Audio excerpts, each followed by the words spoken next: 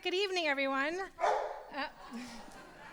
My name is Katie Townsley, and I have the sheer pleasure of serving as the Executive Director of the Carroll Technology and Innovation Council. I'm so excited to welcome everyone back to IGNITE Carroll 9. This is the event where our fabulous speakers will be enlightening us with topics and passions only in 5 minutes. It's so nice to see so many new faces, so many familiar faces, but also many new ones. So I'm just curious, by a round of applause, who is this being your first time to attend IGNITE? Oh, fantastic, fantastic. Welcome, you are in for a treat. For those of you who are not familiar, I want to provide you with some quick background about IGNITE. As you will see this evening, IGNITE Talks are fast-paced geek events that were started in 2006 by Brady Forrest and Bree Pettis. Since the first IGNITE took place in Seattle over 15 years ago, IGNITE has become an international phenomenon with IGNITE events produced in Helsinki, Paris, New York City, and over 300 other locations across the world. The IGNITE mission is everyone speaks. They believe that public speaking builds confidence in individuals and that events like IGNITE build community. Their goal is to make it possible for anyone, anywhere, to learn, to be able to present their ideas and their stories. Shortly, you'll be hearing from some of our local community members. They won't be telling you about their 9-to-5 lives, rather sharing something with you that's more personal to them, something that they too wanted to enlighten you about. For some, this is something that is very personable. For others, it's something they're very passionate about. Some of the topics are very serious, and you may cry. Others will have you laughing out loud, but that's the point of this evening, to be enlightened and to be inspired. Who knows, maybe next year you too will want to share your passions with us. Yeah. 7 years sitting in the audience. Well, here we go. Don't recommend coordinating the event and then presenting, by the way. So now on with the show, I would like to introduce our host for the evening, the past chairman of the board of the Carroll Technology Innovation Council, and the IGNITE Master of Ceremonies, Vince Buscemi. Vince has a lot of energy when it comes for IGNITE, and you are about to experience this all firsthand. So ladies and gentlemen, on with the show, IGNITE Carroll 9 with Vince Buscemi. Thank you, Katie. How's everybody doing this evening, huh? Welcome back. Here we are. Took a year break. That was weird, huh? Yep, good to see so many faces, old ones, new ones, friends, family. This event is super special. It truly is one of the most magical and informative events in this county. It's one that I'm super proud to be a part of for all 9 years. And although, thank you, yeah. Although it says Carroll Technology and Innovation Council, this isn't a tech event, as Katie described. We are going to be hearing talks of all topics. This is going to make you think. This is going to make you want to learn more, and I want you to embrace that. Whatever emotion you're feeling, embrace it. If it's laughter, if it's clapping, if it's crying, whatever it is, embrace it, because that's what makes this event so much more magical. These folks that are presenting, they're up here kind of like exposing it all as far as their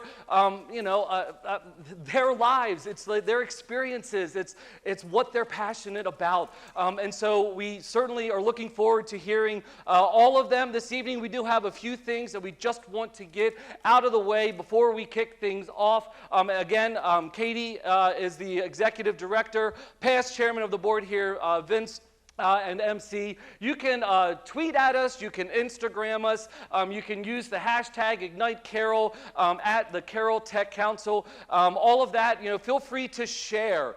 We want this event to continue to grow. We want people to know just how awesome people of Carroll County are, and the fact that we're igniting others from around Maryland, Pennsylvania, and beyond. This event is so super awesome, so please do share it with your friends and family, and hopefully they feel a little left out, like they were like, crap, I need to know about this next year. I need to be there. That's what we want. First and foremost, we couldn't do this without some really important sponsors. And so this evening has the event sponsors that you see up on the screen. Please, would you put your hands together and thank all of them for helping us put this event on. We have sponsors that have been here from the beginning. We have new sponsors. Please support these folks. They support us. We want you to support them. They're local. They're great. So please reach out if you need more information about any one of them. Reach out to Katie or myself or any one of the Tech Council members, and we'd love to put you in touch with them. A lot of them are represented here this evening, which we love. So not only in monetary support, but also physically they're here as well. So please do reach out to them and support them. I'm hearing a lot of munching and crunching and snacking, and so we have to give a big shout out to our food sponsor, Marcia Duffy from State Farm. Thank you so much. Please do feel free to enjoy, although as the presenters are going, maybe just kind of take a big mouthful and then quiet it down. All right, well, so we kind of keep it on the down low during the presenters. I don't mind.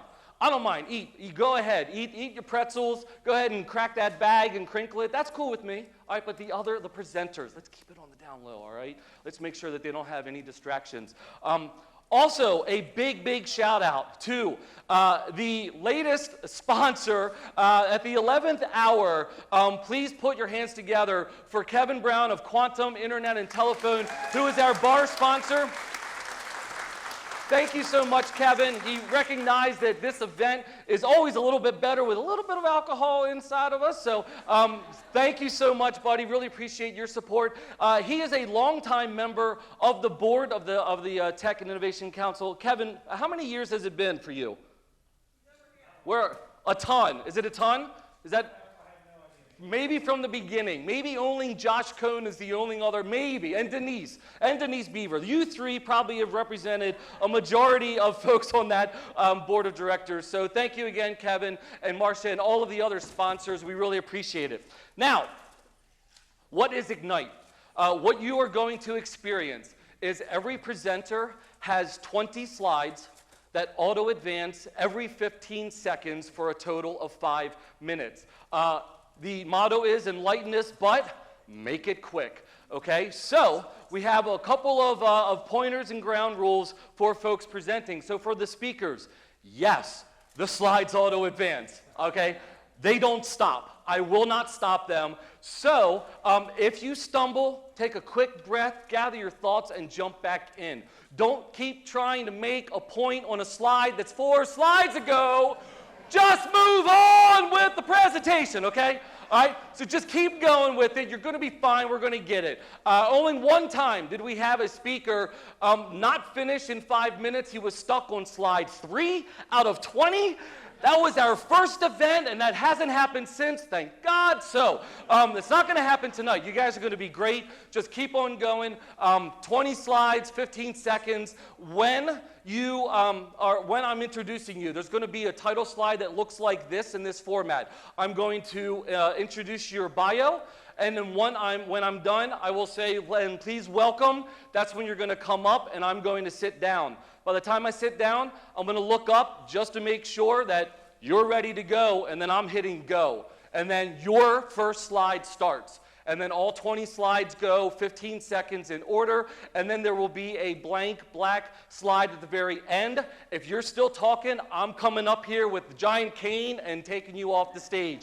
That's it, okay? So again, if you need to rush a little to get to the end, that's fine, but hopefully you've done your homework and practiced these numerous times and are going to be totally ready for this presentation. Now, for the audience, please put your cell phones on silent. Please, right now, that's the worst thing in the world when someone forgets to put their phone on silence and interrupts a presenter. It has happened. I am gutted when it happens. I want to cry. I want to throw things. I want to beat things up. So please don't make me happen. Okay, Vince Hawk, not good person. Okay, Vince Hawk, bad. No Vince Hawk, okay? Please silence your phones right now. Don't forget it. Please do it right now. However, we want you to capture moments. We want you to take a picture and upload it to social media and share it, like I said. Just please, no distractions or interruptions. No eating, no drinking, no keys jingling, no nothing, no cell phones on, please. Be supportive, okay? No matter what the topic is, no matter what you're hearing, no matter what you're feeling, when they're done with their 5 minutes, they have laid everything out there for you, okay? Please be supportive, all right? And afterwards, if you are intrigued and want to learn more, please, I encourage you to approach these speakers. I'm putting you on the spot right now. I hope you're okay with it. Go up to them, say hey, tell them how much you liked it, or if you disagreed with something or whatever. This is all about a conversation. We're going to learn things that maybe we don't agree with, or maybe we do, so please be supportive of anything that you're hearing this evening, and most importantly, sit back, relax, and enjoy IGNITE Carroll 9. So, here we go. Last time, if you want to Instagram or tweet at us, there's the Carroll Tech. Use the hashtag IGNITE Carroll. You can tell me what I'm doing or not doing. That's okay. I've got thick skin. It's totally fine. So please feel free to share. And that's Facebook as well. It's totally cool. So with that, are we all ready for IGNITE Carroll 9? All righty. To kick things off, we have a very special guest. This is Brian Wagner. Brian is a civil engineer who earned his engineering license through his work experience. His diverse career experience has allowed him to work with a variety of different kinds of people over the years. Brian is motivated to help young professionals take control of their careers so they can be better parents and spouses. He is excited to be presenting for the 4th time at IGNITE Carroll. So please give it up, and please help me welcome Brian Wagner as he enlightens us with Be an All-Star at Life and in Work. Hey, here we go, Brian.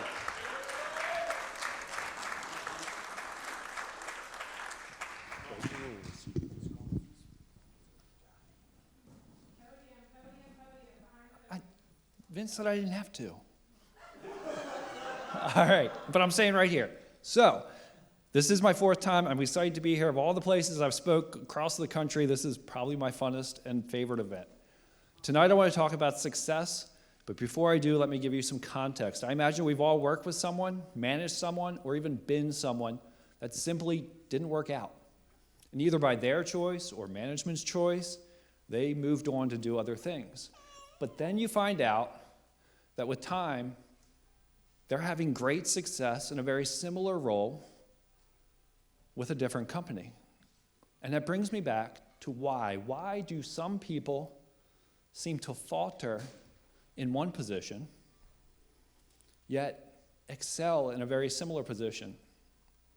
Now, it's obvious that the environment, the culture, the management, and the specific duties all can have a significant impact on someone's success. But I believe it's the individual's own internal motivations, your motivations, that can actually be a limiting factor to your success. You got to remember that every experience that you have ever had and every choice that you have ever made has led you to become the person that you are today. Your success is all about your perspective. Now, the stars that I want to tell you about in this model don't require an astrophysics degree to understand, and that is because they are rock stars, rising stars, and shooting stars. You can think of them as, say, stereotypical workplace traits. So let me describe each of them.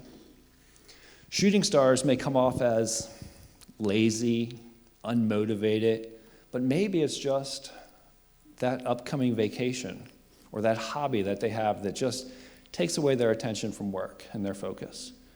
Maybe they're just trying to buy enough time to get enough experience so they can go get their dream job that they really want. Or the circumstance that happens far too often, they don't like their boss and they're waiting for the opportunity just to quit. Their motivations may lie just outside of the workplace. Now, almost the opposite of a shooting star would be a rock star. These are the experienced, vested, and valued staff that get the work done. When you get into a pinch or a pickle, they're the people you go to. And unfortunately, even these people may be seen as unmotivated by some people because they're not looking for that next step on the career ladder. They might be just happy right where they are. But it doesn't mean they can't be an excellent leader. only about a third of the workforce wants to be in management. Now, those that want to climb that ladder and get to that next step would be rising stars. They're looking for that additional responsibility. And they may need your support. Actually, they're going to definitely need your support. They may need to be reminded at times, as I've even had to remind myself, slow down and appreciate the experience you can gain in your current role. So what type of star are you? Now, the type of star that you are can and does change over time through both internal and external influences. It's largely based on your mindset and your personal goals in life, your perspective.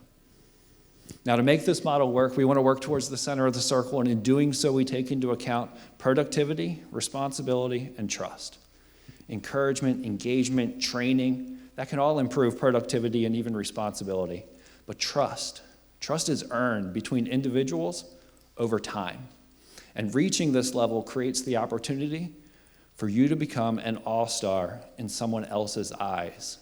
Every all-star team is picked by the audience, not by the individual. This can come to anyone in any of the three categories. Doesn't matter.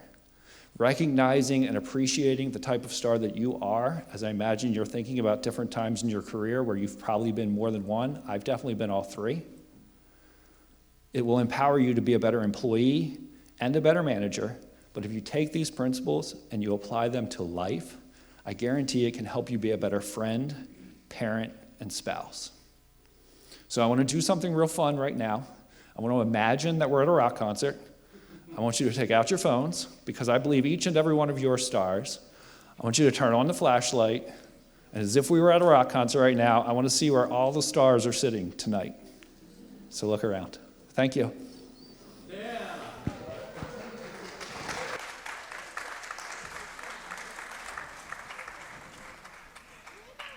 And that's how you start off an IGNITE show right there.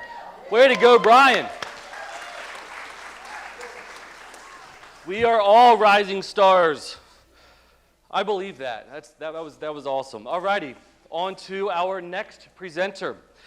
Karen Suzanne Daniel is relentlessly creative and constantly pursuing new projects. She enjoys learning new recipes, tech skills, and making the impractical possible.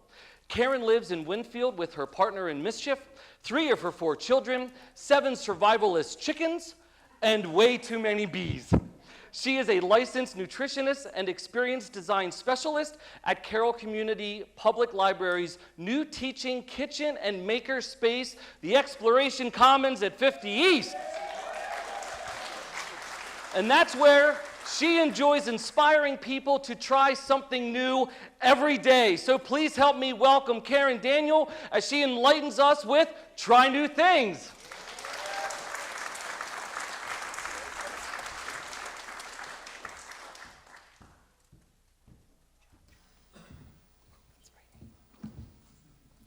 All right. So, in theory, I could see you, not with these lights, but I imagine you're out there wondering, could I do that? Could I stand up there on that stage and give a 5-minute talk in front of my friends and my community? I hope at the end of this you will consider doing so. Now, some of you, I bet, are like shaking your head, no, there's no way that I could do that, not in a million years. But do you ever wonder why you say no? Now, I get public speaking is probably not your thing, and in 5 minutes you may say it's not mine either, that's okay. But trying new things should be. We love to try new things. Our brain craves this. Every day, every week, if we just do the same things, our brain gets a little bit lazy. But if we take the time to do something new, it wakes up, it keeps our intellect sharp, and there's always something new out there to do. Now, I'm not talking about big new things like new jobs, new relationships, midlife crises. No, let's just try small new things, just as a new experience to give our brains something to think about. So, you might want to make a new recipe, maybe try a new cuisine you haven't tried, try a new exercise or sport like kayaking, maybe pick up a new craft, a new hobby, or you want to get into meditation or try martial arts. The list goes on and on of things that we could possibly try. Can you think of 2 things you've maybe wanted to do but you didn't even try? What stopped you from taking that very first step? Was there something that would have pushed you just a little bit forward to try? I don't know how. Our brain loves to throw up excuses to keep us safe in what we know instead of trying something different. And we often think not knowing how is a reason not to try, but learning is the point. And I also like just using a little bit of confidence shared from others. So one time I saw someone stilt walking and I thought, wow, that's cool, I want to do that. And I didn't want to join the circus, I wanted to do that. That looks awesome, right? Who wouldn't want to do that? And so I decided I would learn how to do this. I found a friend who taught me how to make my own pair of stilts and said, okay, first thing you have to learn is you're going to fall. I'm like, oh. He's like, well, if you're going to not break a leg and not break an arm, you need to learn how to fall safely in order to walk on stilts. I'm like, okay. I wish he had mentioned that a little bit sooner. But anyways, I'd made some stilts, I'd made some costumes. I'm like, all right, I'm going to do this. So I went ahead, I practiced, I fell intentionally many, many times, and unintentionally many more times. But eventually I had this cool new party trick. So I don't bring this up just so you think I'm a little bit awesome, but I am, just a little. But it's more to teach you that there's a foundation for learning new things, and one of those things is that learning something new means sometimes we are gonna fall, or we're gonna fail. I know that fear of failure stops a lot of us from trying something, or it's that someone might see us fail. Hello, I'm up here on stage. You can do it anyways, even if you're afraid of that. But if we just use failure as a learning opportunity, that's a great thing too. 8 years ago, I took a beekeeping class with my husband, fun date night, you know. We learned how to keep bees. At the end of it, I'm like, wow, I don't want to do that. That's a very sticky hobby. My husband, however, is like, wow, this is great, we're keeping bees. So I decided, okay, I'm going to be a badass beekeeper. I'm going to learn to work bees without any gear because that's what the people on YouTube did. And I saw them do it, I'm going to do it, that confidence thing, other people. Well, it turns out working bees without gear is pretty damn scary, and beekeepers get stung. So I decided, you know what, my family can have that hobby. I don't need to be a beekeeper. So sometimes you're gonna try something new and it's not gonna work out the way you thought. That's okay too. Keep trying things just for the opportunity. So I get that new things are scary. I think some of us are a little more inclined to lean into that fear than others. But you have to wonder, what is fear stopping you from getting, or what is it keeping you from realizing? I imagine that my friends probably think that I'm pretty darn confident and fearless, except for like 20 minutes ago when they saw me shivering about to get up on the stage. And I just keep putting myself in situations where I have to pretend to be confident to get through the situation. So I was sitting there for the past 10 minutes. I'm sorry, first speaker, I totally didn't hear you, and I don't even remember your name because I was doing mental mantras, like keeping myself in the seat, not running out the door, trying to escape. But last time I was at this event, I was like, wow, that's awesome. I want to get up there and do that too, and so now I have. I get to add it to a list of things like learning how to use a plasma cutter to make a burn barrel, making fermented foods, learning how to do stained glass. That was pretty cool. My mom taught me that one. Also, there's other things you can learn, like learning new technology, like 3D design or modeling, or making hand-rolled pasta is pretty cool.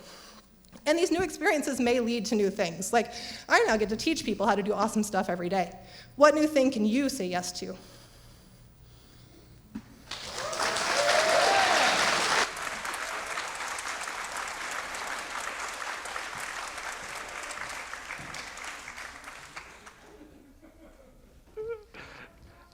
All right, fantastic. Such a great message as well. We've all been there. I hated public speaking. No, I'm just lying. I'm lying.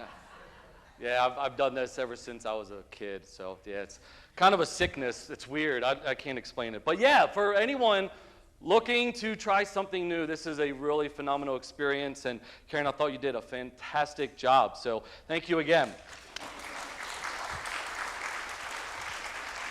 Up next, we have Maya Hand. Maya is a 21-year-old Renaissance person whose favorite pastimes include dancing in the rain, listening to NPR podcasts, traveling, spontaneously bursting into Broadway songs. I do that too.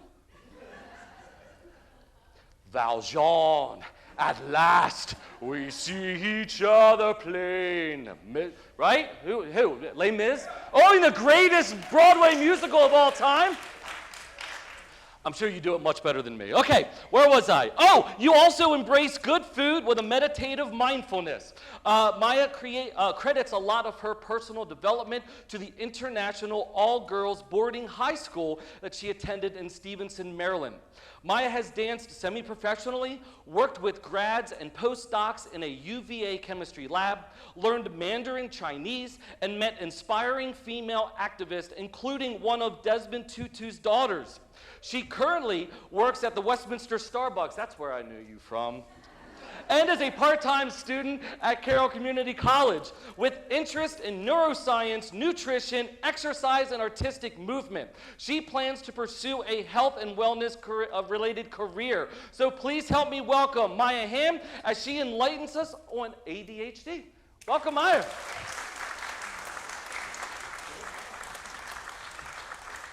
I wish I knew the lyrics to that song. I knew the tune, but all right. Whew. Golly gee. Okay, greetings. I have ADHD, and it's actually not a deficit in attention. It's a wealth of attention. Oh, thank you. Yeah, I have trouble distributing my attention. So sometimes I can only focus on one thing at a time, and sometimes I can't focus on one thing at a time.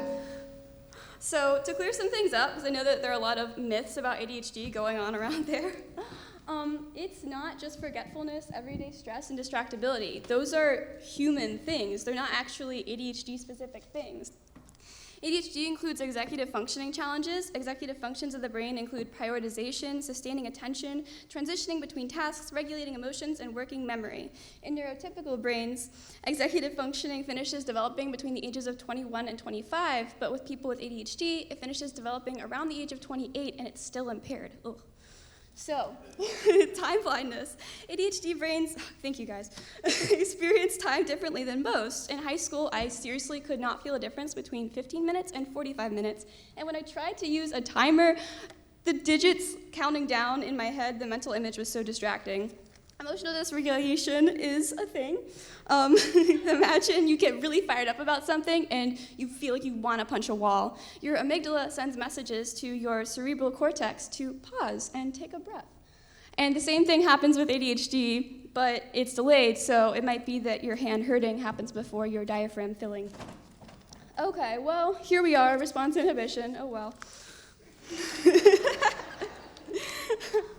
As mentioned earlier, this connects to, I didn't mention it, regulation of emotions. Oh, I did mention it. A common thing in ADHD is interrupting people, and here we're at working memory. Oh, well. The ability to hold information in your brain while occupying or working with related information. So I had an example, but I probably don't have the time to do it. My ADHD symptoms were very present from childhood, although I used to be more on the inattentive side, and I think I'm more mixed hyperactive and inattentive now. You can be hyperactive more in your brain than on the outside, by the way. Daydreamy, didn't really learn about certain social things until way later. Okay, high school. In middle school through high school, I was called a perfectionist by my teachers and parents, which is true, but I don't think that that word really encompassed the things I was experiencing every day. I did really well in school, but it was at the cost of my physical and mental well-being a lot of the time. I wasn't sleeping, and I didn't have much of a social life, and I didn't know how to relax. And I felt like I kept applying, trying to apply all the advice, any possible advice that people were giving me, and it just wasn't enough. So when I was diagnosed, it was eye-opening. It was very helpful. In terms of toolbox, my meds really help. And that's not maybe for everybody, but they are proven medication, stimulant medication for ADHD to be very helpful. For me, it was like putting on glasses. I could follow dialogue in TV shows without asking people what the heck is going on, because I would lose it. And I could organize my thoughts better for school, so it was really helpful. Oh well, here we are. Yeah, that toolbox involved also lots of support from family and friends. There's a lot. The science of ADHD is fascinating, really complicated, and it's always expanding. As a renowned ADHD expert, Dr. Edward Howell puts it, ADHD brains have a Ferrari engine and bicycle brakes, which I thought was a very good description. One main difference in ADHD brains is a deficiency of the neurotransmitter norepinephrine, which links directly to dopamine and is with the brain's reward and pleasure system. So, where am I at this point? Working with ADHD? Yeah, work with your brain. Don't work against it. Yeah. For people, you know what? Whatever. For people, thank you. Here are ways that we can motivate ourselves, filling in what some people call the motivation bridge. By making something novel or challenging or of personal interest or urgent. Lots of times people with ADHD will procrastinate to the last minute so that the dopamine kicks in and they're like, oh, gotta finish this the night before. Well, you can try to simulate that by using timers. You can try gamifying repetitive tasks like laundry or schoolwork. If you want to make something interesting, try a change of scenery. Try colorful pencils when you're taking your notes. Like, these things are small, but they really do make a difference. I mean, if you know, I have so much stuff here, gosh. Okay, well, the gist of what I want to say is I think that it's a common human misperception that the rest of the world experiences things neurologically the same way we do, but they don't. So let's all listen to one another and celebrate our differences, even though that's really cliche. Thank you.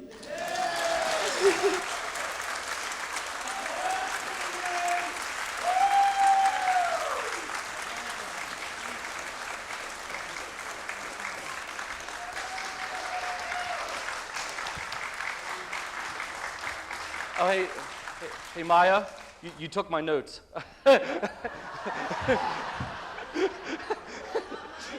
I would love yours. I could talk about the last slide or the one before that if you want. Okay, thank you so much. Okay, what's that? We can sing. What's your favorite Broadway musical? Oh, another Les Mis. I love it. Yes. Okay, that was fantastic. I'm so sorry. Here we go. Okay, Maya. Yeah, once again, Maya.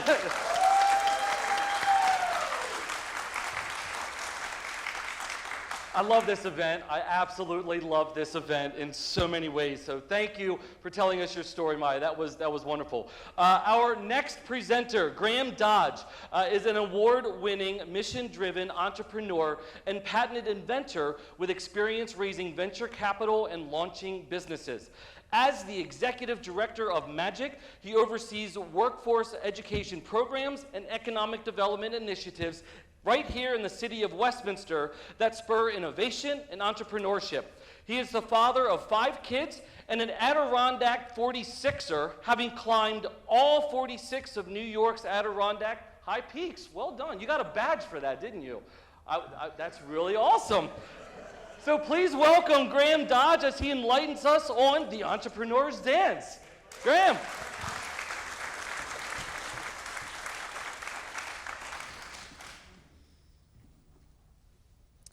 In business, putting on a song and dance refers to pitching or selling, and negotiations is dancing back and forth. But I found many other dance metaphors for success in my own entrepreneurial journey that I'd like to share with you this evening. Before Magic, I was the CEO of Sick Weather, a company that I grew to become the cold and flu data provider to IBM and the Weather Channel and several big pharma companies. I raised over $2.5 million in capital from investors like Brad Feld, shown there at the end with me and my son. And in fact, speaking of my family, all of this was happening while my wife and I were growing our family, so part of my own dance was keeping us in step with each other. So I brought them out to Silicon Valley for meetings with Apple at their headquarters. And then when we opened up a second office for Sick Weather in Kansas City, we all moved out there together. Now, most experienced dancers will say that rhythm is a gift, but that doesn't mean it can't be learned. Many beginning dancers simply don't know how to listen to music. And in business, many new entrepreneurs don't know how to listen to opportunity. And that starts with timing. Now, if I could distill all my experience down to one key lesson, it's this. Being a successful entrepreneur is about timing, not time management. Often new entrepreneurs will hack at their productivity as though time were the enemy. But productivity skills learned while working for others actually hobble your intuition and lock you into rigid patterns. If you're focused on time management, you may not recognize an opportunity to move forward. Instead, you need to listen to your marketplace. Once you fully understand how your marketplace works, you will hear the rhythm of it, and you will know when to jump in, when to rest, when to speed up, and when to slow down. And none of that will happen based on your calendars or checklists. So when you are wondering, when is the best time to start my business? Instead, ask yourself, what is the best timing for my business? Chances are, if you're asking yourself that question, you are already hearing the rhythm of your marketplace. All right, so the 5 positions. In dancing, the beginner must first learn where the feet go, and in ballet, there are 5-foot positions. Likewise, for the entrepreneur, there are 5 positions that you need to know to start your business, and they are your personal brand. These are the qualities that define you as a subject matter expert. Even if you have no experience in the industry that you're entering, you may have the education or a life story that can be drawn out to support your expertise and build trust with others who don't know anything about you. Then there's your company brand. And I can't tell you how many times I've met with entrepreneurs that I've advised who started with company names that they couldn't trademark or they didn't register a .com domain for. You can't build a company without your branding being defensible, let alone available. And be sure you like it, because these two will be synonymous with each other. Then there's your pitch, whether it's the 15-second elevator pitch to anyone who will listen or a 10-page pitch deck to investors. You need to be able to confidently and concisely convey the value proposition of your business. You also need to back that up with a minimum viable product or service. You can't raise money on vaporware, but you also don't want to wait too long to go to market. And to paraphrase Reid Hoffman, the founder of LinkedIn, if you wait until your product is perfect, then you've waited too long. Understand what is viable, build it, and take it to market. Last but not least is the resting position. This is where productivity tools can actually help, so you can be intentional and carve out time for self-care and rest. Your health and your family should not come second to your venture. All right, so the third lesson tonight is about partners. Dancing with the wrong partner is a painful experience that can feel like an eternity. Dancing with the right partner, on the other hand, feels effortless, like you could dance forever. Likewise, choosing your co-founders and other partners for your venture is critical. Most first-time entrepreneurs are limited to a small pool of friends and families as first-time partners, so your responsibility isn't making sure that each partner is a perfect fit, rather making sure you have mechanisms in place for changing them out and choosing new partners should troubles arise. The fourth lesson is to have fun. Learning how to dance takes work, but it never feels like work. Likewise, the entrepreneurs never feel like they are the busiest or hardest working person they know, even if they are. This is a quality that immediately identifies a truly great entrepreneur.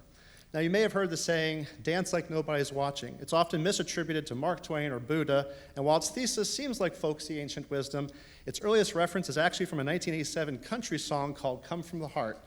And the lyrics are, you've got to sing like you don't need the money, love like you'll never get hurt, you've got to dance like nobody's watching, it's got to come from the heart if you want it to work. Each of those lines are great mantras for the entrepreneur, but we all know what it feels like to dance like nobody's watching. It's exhilarating, maybe a little goofy, but most importantly, it's without fear of failure. And that's the entrepreneur's dance. Thank you. Yeah.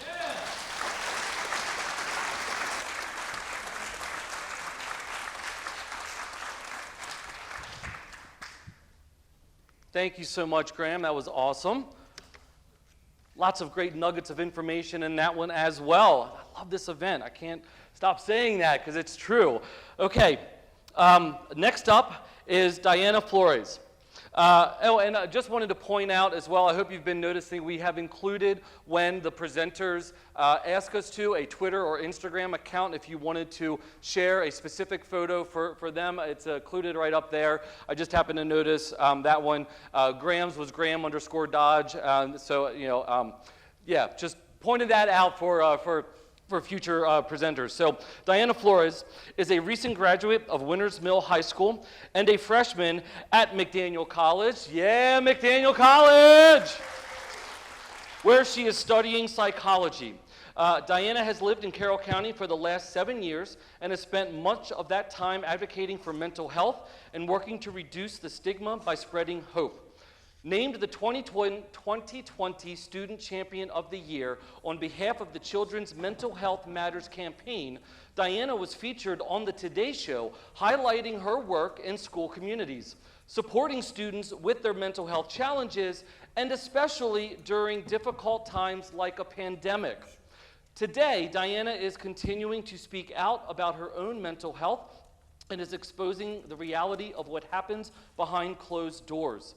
She is passionate about using her voice to educate her community and create change for others who have a story like hers. So please help me welcome Diana Flores as she enlightens us on surviving a suicide attempt. Diana.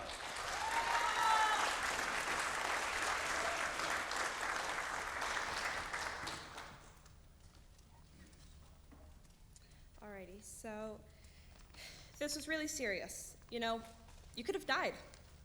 This was a statement I heard at least 3 times within the first 24 hours of my time at the hospitals. In April 2021, I was admitted to the hospital due to a suicide attempt. I took 10,000 milligrams over the fatal amount of aspirin. This led to me being in the emergency room for 7 hours, being in the pediatric intensive care unit for about 24 hours, being on the pediatric floor of a hospital for about 9 days, and being in an inpatient adolescent psychiatric unit for about 10 days. 3 different facilities in 3 different counties, where I interacted with over 70 staff members of these hospitals. Staff who were all supposed to be trained to be able to help me, not hurt me. Unfortunately, my experience in these facilities was not that, and I was not helped past the medical and physical side of things. Honestly, the entire experience was emotionally damaging. At least 3 people told me that I was living through a traumatic experience, and they did not just mean the almost dying. Now, I want to give you all a little more background before I dive into what happened, why it was wrong, and what we need to do to change this. Upon consideration of speaking here tonight, I consulted with many adults and mentors in my life. I heard supportive responses, as well as some preparation for criticism I may hear after the speech.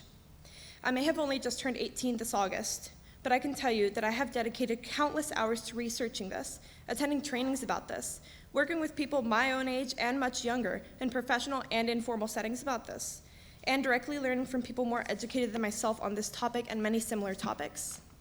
I'm not just a kid complaining to complain. I'm informed about this topic, and I know the way I should have been treated. I do not want to get anyone in trouble. I simply want to inform everyone of what is really happening in these situations. How would you act if you could not control much of anything you said? How would you feel if you were sharing your deepest pains and troubles with complete strangers and having no recollection of it 5 minutes later? What would you do if you did not even have the physical or emotional strength to hold your own head up or open your own eyes? This was my life for about 5 days. My first 5 out of 20 days in some sort of hospital was spent like that. I want you to think about what you would have wanted during those 5 days of deep, uncontrollable vulnerability. I wanted to be heard, for someone to tell me that they were proud of me for making it that far despite the pain that I had endured. I wanted to be told that I don't need to apologize for sharing what I feel. I wanted to feel like if the things that I was sharing was not a burden on the professionals that I was sharing it with. But that's not what happened. I was met with responses like, "I bet you're regretting what you did now," or "Maybe you should wait to discuss this somewhere else," or even, "Let's watch a movie instead." I'm not sure about the rest of you, but telling someone how they should feel, pushing their feelings away, and forcing distractions on them is not the way I would have treated someone in my position. Those 5 days, although I was in emotional and physical pain, those 5 days were my chance to talk about things that I had previously been silenced about. Yet, I was met with more people and more spaces which decided that it was better to silence me than to let me heal. But I'm here now, and I will no longer be silenced. I will continue to share what is happening behind these closed doors. And if you have a story like mine, I want you to know that it's okay to talk about it. And you deserved so much better, just as I did.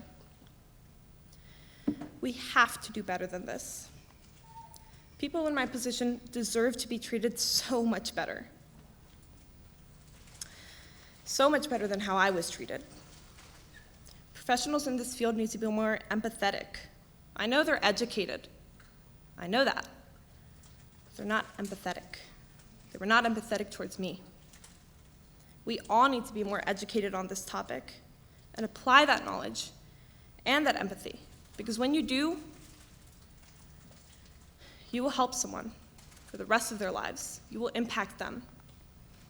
You will give them the strength, and you will help them in their times of deep, uncontrollable vulnerability. We all need to be more educated on this topic and apply that knowledge and that empathy. I hope you take action, ultimately helping someone in the process. I believe and I trust that you will. Thank you.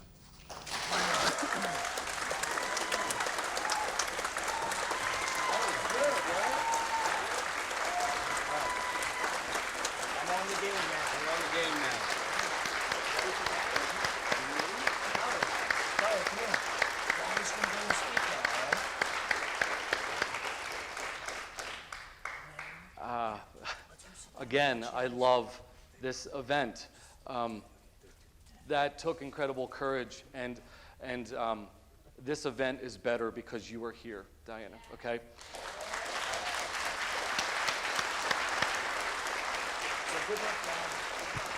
We're all better because you're here, so thank you for sharing your story, and I do hope that the message is heard by those who need to hear it, and we'll reach out to you. Thank you for being that beacon that so many people need to see, sometimes in a lot of darkness. So thank you again. Yeah.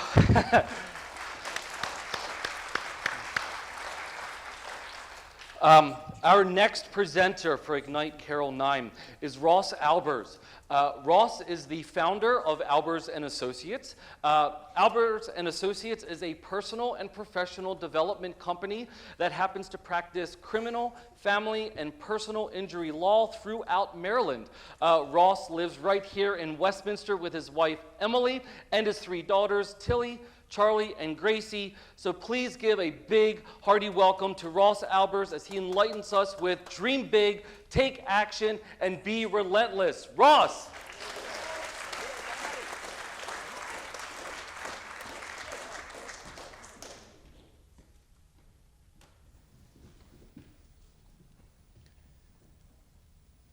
So I'm literally the guy that broke every single rule here tonight by bringing 3 children to this. They're eating bags of chips. They're talking throughout the presentation, so my apologies. But this is for them. I'm on a mission to teach my daughters to dream big, take action, and be relentless. And dreaming big, girls, starts with actually figuring out what it is you want. But whatever it is you want, multiply it by 10 because that's what you're able to achieve. But you're going to fall into some traps along the way, which most of us do when we start dreaming big. And a few of those traps is we're going to tell ourselves, when I grow up, wouldn't it be nice? I wish. Someday, what if? I have an idea. And what I would challenge you is say, don't have the mindset of what if. Have the mindset of that we're going to do that, and I want to achieve that, Dad. And that's what I want you to learn, because dreaming big means that you're going to be intentional, and this is actually what you want. Because too many of us walk around and say, what if, or that'd be nice, or I wish I had that. And that's not a dream. That's sort of a question. So girls, you can't stop there. Tilly, Gracie, and Charlie, you can't just stop at dreaming big. There's a next step that you have to take in this process. But the first one is to have big dreams and to multiply whatever it is you want by 10, because that's what you're going to be able to achieve. And we all dream big, but many of us take no action. We sit there and we say to ourselves, I'll wait till Monday. Maybe I'll start this on Tuesday. I'm not quite sure I have the resources to do this. And girls, what I want to tell you is don't fall into these traps. Don't fall into the I'll start tomorrow. When it gets warmer, or my personal favorite, no one starts a diet on the weekend, which is actually an employee of mine said that when we started a diet challenge and said on Friday we're going to start our diet, and he brought donuts in on Friday just to screw with all of us. So girls, you have to take action. And you can't just sit there and have a big dream and do nothing. You've got to take one step forward. And I would just encourage you girls to not fall into these traps, because that won't help you get along the way. So do something, ladies. Decide what it is that you want and take action. Take one step today. If it's, I want to be a better soccer player, then get soccer balls, okay? Finally, girls, most of us dream big, don't take any action or take some action, but we aren't relentless. Relentless means you're going to get up and you're going to do it every single day, despite whether or not you failed or not. And one of my favorite quotes is from Homer Simpson. You tried your best and you failed miserably. The lesson is never try. And it's not a favorite quote because I believe it to be true, but I actually do believe it to be true because that's what most people do. They never try. They give up. They say, don't try. And what I'm telling you is don't follow the advice, girls, Tilly, Charlie, and Gracie of Homer Simpson, though he's like my favorite character on television. Follow the advice of a guy like John Maxwell, who's a leadership guru, who your father went to on Friday in Atlanta to see speak, to be inspired, to come home and make sure that I'm giving you the message that you need to hear. It's not a question of if you fail, girls. It's a question of when and how you'll respond to that failure. What I'm telling you is that's being relentless. That's every day knowing that you have a dream, you're taking action, and despite what happened today, you're going to go and do it again tomorrow. Because that's what it takes to be successful. And I think throughout the night you've heard a lot of these phrases, take action, have big dreams. Well, the word you're missing is relentless. And so Tilly, Charlie, and Gracie, be relentless. And girls, I think there's like the 1% of us that actually dream big, take action, and are relentless. And they pursue those goals to completion. I've created sort of a list of people who I admire, and I think you'd all agree with me that the names on the list are of all people we know what their dreams are. We know what action they took, and we know how relentless they were to pursue those dreams. Think of Walt Disney, girls, your favorite character. Mickey Mouse turned into a multi-billion-dollar corporation around the world that Dad pays $9.99 for Disney Plus every month so you can watch the shows. So I want you to dream big, take action, be relentless, and come up with the next $9.99 subscription service that I have to pay for. But girls, this is not just something we talk about. This is our family mantra. And so every night before we go to bed, I tell you, what do we say? And you say, dream big, Dad, take action, be relentless. And there was one night where we forgot to say it, and my daughter came down, Charlie, in tears, and said, we didn't say it, Daddy. And I said, what are you talking about? She said, we didn't say it. And Tilly goes, we didn't say dream big, take action, be relentless. And so what I would encourage everyone here is maybe be drawn to tears tonight when you think of yourself of, did I dream big today? Did I take action? And was I relentless? And have tears of joy out of tears of doubt that you didn't do this. And so for you girls, that's what I hope you'll take away from this presentation, is to dream big, take action, and be so joyful in tears at night that you actually pursued your goals.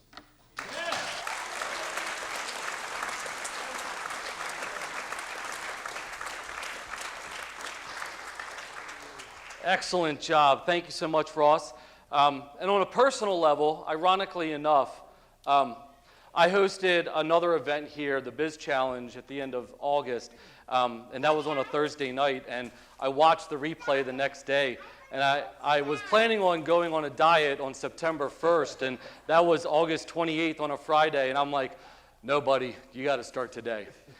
And so I did, and started being relentless and walking every single day and trying to eat better, and I'm down 20 pounds, and you're right, you gotta dream big, and you gotta be relentless, and yeah, it's the truth. So thank you for sharing that. Next up is Zach Tomlin. Zach is many things within our community, but one of the biggest is the president of Tomlin Technology, also the chair of the Carroll County Workforce Commission, member of the Westminster Fiber Commission, member of Together We Own It's board of directors, and a whole bunch more. He has a lot of experience in various fields, but when COVID hit, he decided to jump into a field that he had absolutely no experience in. Within a few months, Zach helped unite the community, helped to design, create, and distribute over 15,000 3D printed mask equivalents during the early stages of COVID-19. So, to tell us the story, please welcome Zach Tomlin as he enlightens us on innovation and collaboration during a pandemic. Zach!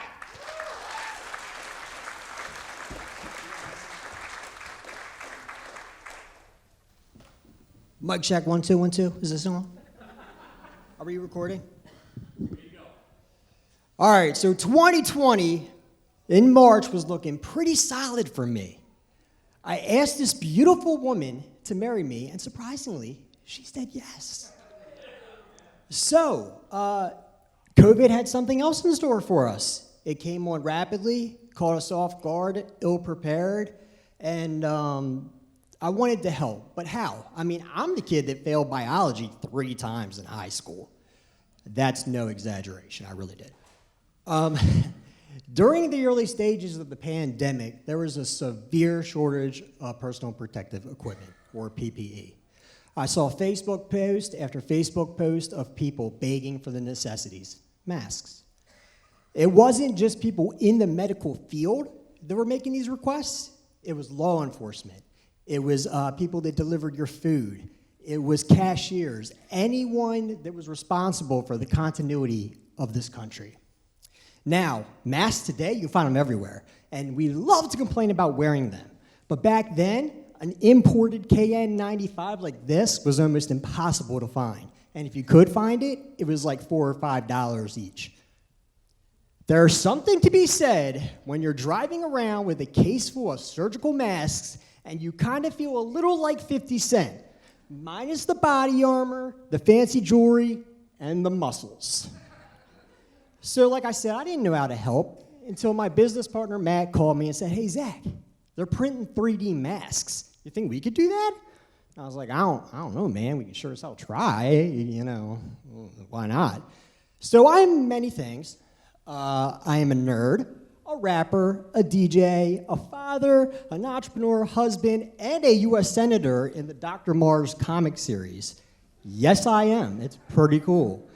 However, there are many things that I am not, and it's everything to do with the project that I was about to embark on. So this is when I reached out to the community to get this vision and turn it into a feasible reality.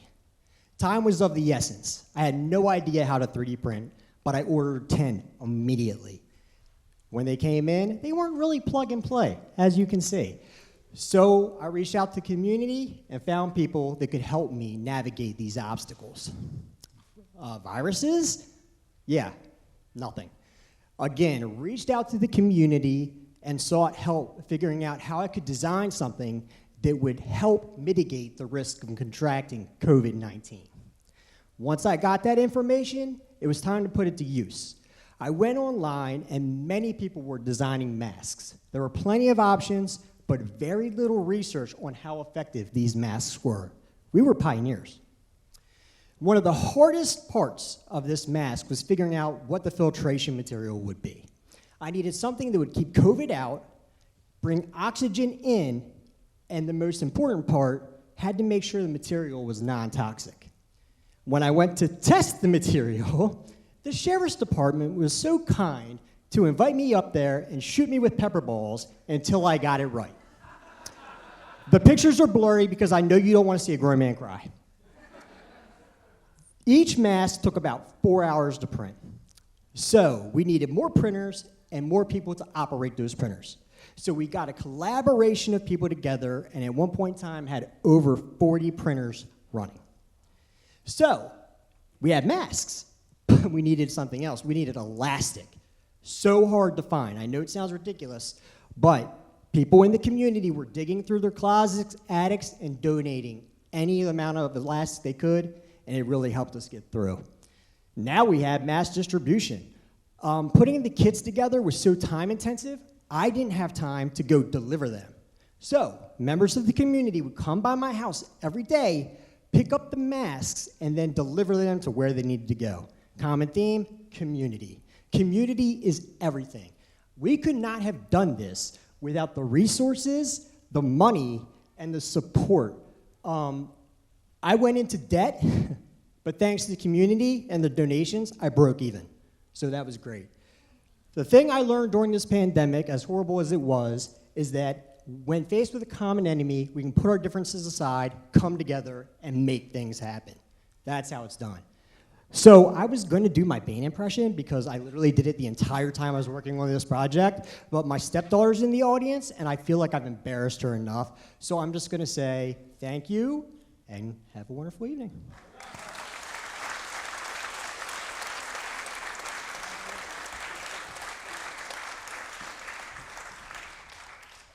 Great story. I guess it really wouldn't be an IGNITE after COVID without having at least one COVID story. So thanks, Zach, for all that you did during that time for this community and everything that you continue to do. And we didn't even mention the political career that you have and how much of a leader you are in this community. So thank you, buddy. Really appreciate it.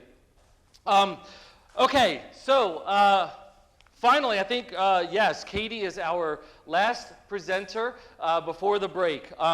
And before I completely embarrass her and make her ridiculously nervous, which I'm going to do right now, as you know, I am one of the previous past chairmen of the board, and probably my greatest accomplishment was being on the hiring committee that found Katie and recognized that she is special and we needed her, and she has made a tremendous impact not only to the Carroll Innovation or Technology and Innovation Council, but to this community all around. So I just also want to say on a personal level, thank you, Katie. It's been so awesome to watch you grow in this community and do other things that we're going to talk about tonight. Katie Townsley, a Westminster native who attended both Frostburg State University and Western Maryland College, McDaniel College for undergraduate and graduate studies. Katie has made her philanthropic passions a career choice by joining the Carroll Technology and Innovation Council as their executive director in January of 2014. Has it been that long since oh, wow, awesome. So, along with her work with the CTIC, Katie is a partner and the director of marketing of Lost Mountain Group, a 501c3 nonprofit that pairs retired military working dogs as canine companions for U.S. veterans in the Mid-Atlantic region at absolutely no cost to the veteran. And if two nonprofits don't keep Katie busy enough, she also serves at the pleasure of the Carroll County Board of Commissioners as the vice chair of Carroll County's Long Range Planning Committee and the Carroll County Workforce Development Board. Additionally, she serves as the chair of the board of the Reese and Community Volunteer Fire Company and serves as the communications vice president of the Chesapeake Alumni Association of the Alpha Delta Fraternity and is a former board member of the Carroll County Veterans Independence Project. You said these were going to be kept short, Katie. Okay, in her spare time, Katie enjoys traveling, kayaking, reading, spending time with family and friends, both human and four-legged canine at the same time. So please welcome Katie Townsley as she enlightens us with Guardians of the Night. Katie.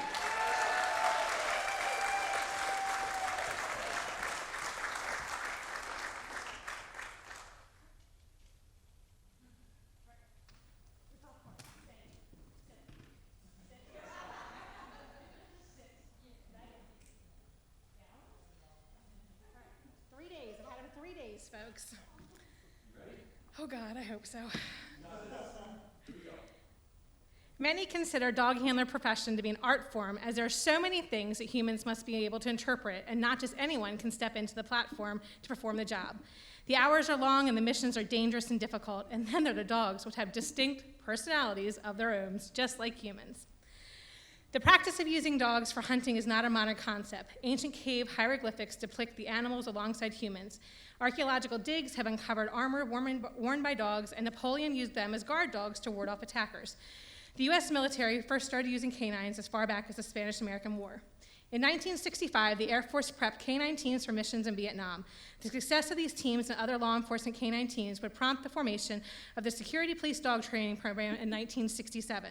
That program has evolved into its current configuration, known as the 334th Training Squadron, also known as the Guardian Knights. We're going to skip this because it's long. Anyhow, Sergeant Stubby served in 17 battles in World War I. He was promoted to a sergeant. Only dog to have that happen in combat.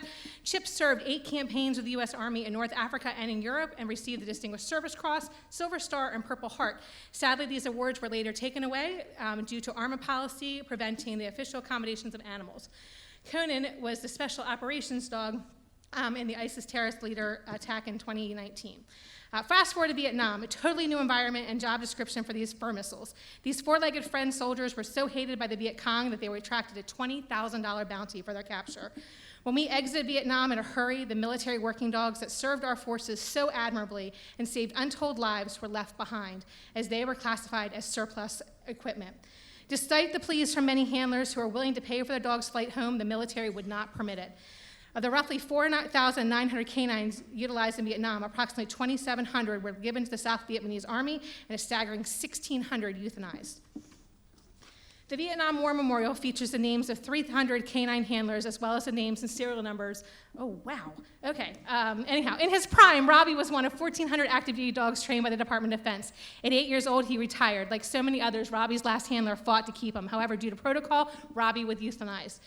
Following public outcry led to many irate U.S. former military dog handlers, Congress passed Robbie's Law, allowing for the adoption of these dogs by other agencies and former handlers. In November 6, 2000, Robbie's Law was signed into law by President Bill Clinton, which requires that all military working dogs suitable for adoption be available for placement after their service. Because of Robbie's death, instead of being euthanized, military working dogs now have a brighter future. Lackland Air Force Base now offers military working dog adoption program for their Department of Defense canines who didn't make the cut. But on average, the $3,000 a year cost to pay for their financial expenses, and yet there's no public funding to support this or them. Proposed legislation inspired by Conan's heroic efforts in Syria will provide federal funding for the retired military working dog and medical expenses. However, that legislation has not passed. It has come the mission and work of many notable nonprofits across the country to support the retired military working dogs. Their efforts include transitioning working canines from operational environments into retirement by providing mental, physical, and rehabilitation health, as well as social skills. For Lost Mountain Group, our mission is to rescue the retired military working dog and pair them as canine companions with veterans suffering from PTSD at no cost to the veteran. With each of our canine pairings, we save 2 lives. We rescue the canine, and the canine rescues the veteran. This here is Momo, and his testimonial says that he is a dog that in some ways has had similar experiences in terms of his service to his country. I feel that we immediately bonded and had a connection for it, and he has sacrificed so much for this country, so being able to give him a forever home came without question. So I leave you with this poem, The Author Unknown. Trust in me, my friend, for I am your comrade. I will protect you with my last breath. When all others have left you and the loneliness of the night closes in, I will be at your side. Together we will conquer all the obstacles and search out those who might wish to harm others. All I ask of you is your compassion, your caring touch of your hands. It is for you that I will unselfishly give my life and spend my nights unrested.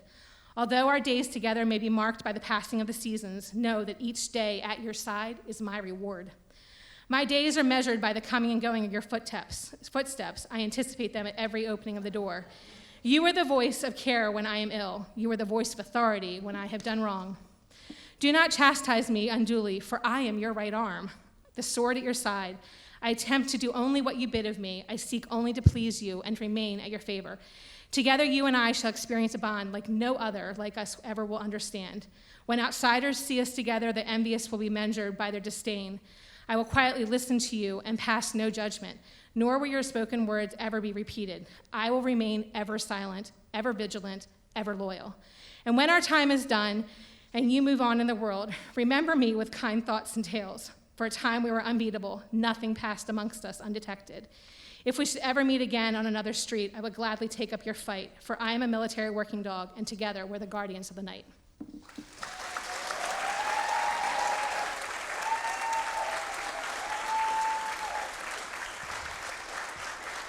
Great job. Sorry about the interruption there. The doors are open back there, so I was like, ooh, I might need to go up there and make sure that the dog doesn't go too far exploring. So excellent job, Katie. Thank you to all of our first half presenters. What a phenomenal night so far, right? Okay. We are going to do 15 minutes of intermission, so it's 10 after 8, so we'll go 8:25 promptly. We'll be back here, so please enjoy food and bar, beverage outside, talk to the sponsors, get excited about the second half, and we'll see you in 15 minutes. Folks, we could take our seat as quickly as possible. We will get started. We have a long evening, and I really love that everyone is here and hanging out. So we want to just kind of keep things going. And once again, a quick shout out as folks are still settling into their seat. We have to give a huge shout out to our event sponsors, not only for this event, but a lot of the Carroll Technology and Innovation Council and the events that they put on. We'll be hearing more about that at the end of tonight's program. So again, please support them as they support us, and a lot of them have since the beginning of IGNITE, for all 9 IGNITEs, and I am just I thank you guys so much, seriously. Also, food sponsor, thank you, Marcia from State Farm. Yeah. Again, try to keep the ruffling potato chip bag and the chomping on the pretzels to a minimum during the presentations. I know, Ross, your kids probably not able to, but we'll try. We'll be patient. Right? Oh, what? They have, yes, indeed. I'm sure it wasn't them, Ross. You called them out, but I'm sure it wasn't them. It's others. All right, so keep the bag noise and all the eating to a minimum during presentations, please. And once again, give it up for our bar sponsor, Kevin Brown from Quantum Internet Services and Telephone. Thank you again to all of our sponsors for this evening. We do have some other community events that we put on as the Carroll Innovation. I keep putting the innovation ahead. I'm so sorry. The Carroll Technology and Innovation Council puts on many events, so we'll hear about more of them at the end of tonight's program, but we're going to get right into the next set of presenters right now. So, Katie Spurt is the executive director and founder of Together We Own It, a nonprofit serving children and families impacted by trauma. Katie is a certified nonprofit professional and is working towards her doctorate of education in community care and counseling from Liberty University. Working on her dissertation researching childhood emotional abuse, Katie places an emphasis on educating the community about the implications of trauma. A Carroll County native, Katie is passionate about being a voice for those marginalized. So please help me welcome Katie as she enlightens us on a hidden wound. Katie.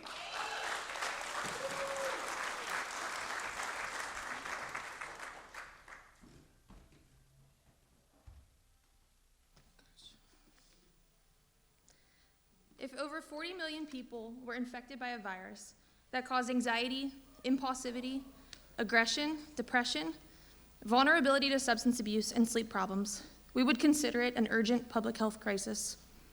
Those who are exposed in high doses have triple the lifetime risk of heart disease and lung cancer, and a 20-year difference in life expectancy. In the United States alone, there are more than 40 million children who experience at least one traumatic event by the time they turn 16, leaving them vulnerable to these problems. As a society, we have yet to recognize this as an epidemic, let alone develop a treatment strategy. So many are willing to consider the social problems. You had a rough childhood. You're more likely to drink and smoke. That's just you choosing bad behavior, though, right? Or the mental health problem. Children are hyperactive. They must have ADHD. Give them a diagnosis and a therapist. They'll be fine. Childhood trauma is the single greatest public health crisis that we've faced, yet we've marginalized the issue because it's too real. This isn't an issue that's relevant to those kids in that community. In this room alone, if I asked, how many grew up in a home where a parent or caregiver drank a little too much? I bet a few hands would go up. If I asked how many had a parent that suffered a mental illness, maybe a few more hands. But we don't want to talk about that. Now, do we? There's a clear correlation between exposure to adverse childhood experiences and increased mental illness and addiction into adulthood. High doses of adversity affects a child's developing brain and body. The social problem, or those bad behaviors I mentioned, are linked to implications on the nucleus accumbens, which is part of the brain for processing pleasure and reward. The mental health issues, such as ADHD, are often a result of the hindrance to the prefrontal cortex, which is in charge of impulse control and executive functioning. Trauma during childhood literally rewires one's brain for fight or flight. It's not risky behavior and ADHD that we have to worry about. It's continuing on in a world that we don't recognize childhood trauma as a crisis. Emotional abuse is the most common form of childhood maltreatment and leads to more severe mental health diagnoses when compared to physical and sexual abuse. Because emotional abuse most commonly leads to an unobservable injury, it is more difficult to identify, and therefore it is the most unreported and untreated form of maltreatment across the U.S. Child Protective Service agencies have a hard time recognizing emotional abuse without physical wounds. Data reveals that 35 out of the 50 states report a frequency of indicated findings for psychological abuse as 9% or less of total maltreatment cases. The majority, including our very own community, we don't recognize it at all. Despite research identifying emotional trauma as the most common form of maltreatment, there's only one state in the United States that recognizes this to be so. The reality is that emotional and physical pain share a common representation in the brain, and therefore emotional abuse should be considered nothing other than widespread, painful, and destructive. The lines begin to blur between family dysfunction and danger when we allow parental discretion to be an excuse for shaming and degrading children. Without more clearly defined definitions for psychological trauma and decisive investigative practices for child protection agencies, our children will continue to suffer. Nothing changes. Our children suffer from feelings of inadequacy, inferiority, hopelessness, low self-esteem, negative self-image. Trauma is so often passed down from generation to generation. When young people become adults having never healed from their experiences, that cycle continues.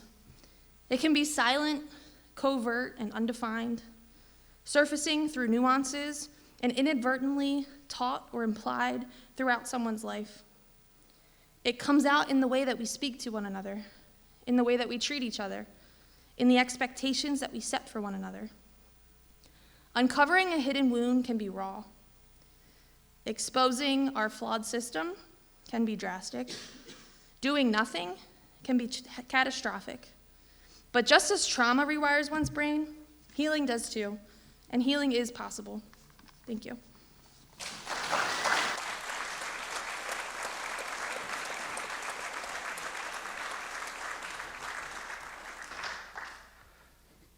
Fantastic job, Katie. Thank you so much.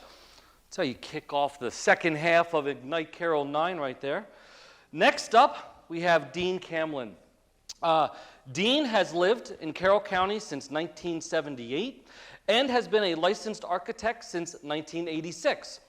In 1991, he purchased his firm and has designed many buildings in the community. He was a charter member of the Westminster Historic District Commission and has been active in the Rotary Club of Bonds Meadow for over 20 years. He has also been involved in many other community organizations over that time span. So please welcome Dean as he enlightens us on 42 years of Christmas cards. Dean.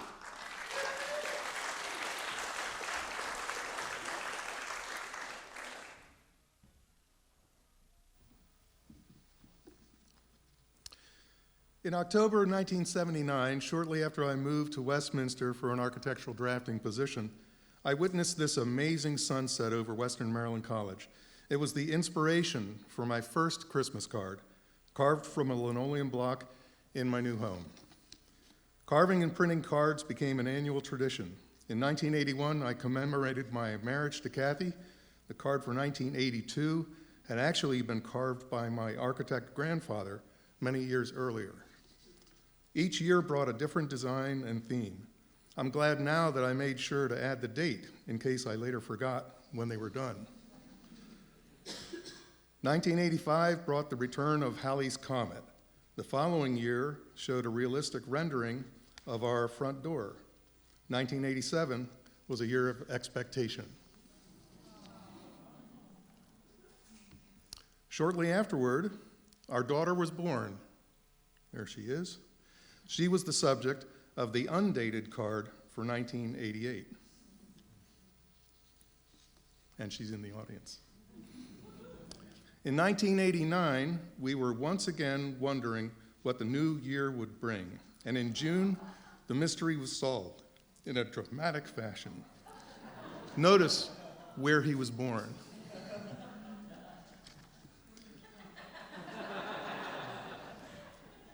So now our seasonal themes would feature 4 names, and often other family members. Each year I tried, often waiting to the last minute, to come up with a different idea for my card. And often those ideas came from my children. Christmas wreaths, caroling, red and green inks blended together to make our message.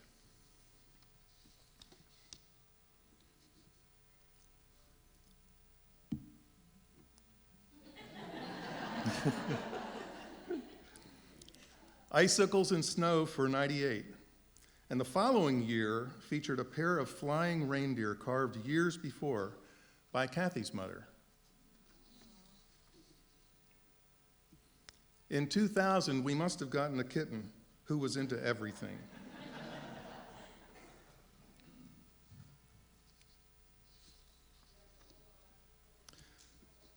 Some cards were primitive, and some were sophisticated. They all kind of followed different themes, all tied together by the season. Snowflakes and stars and a happy new pup.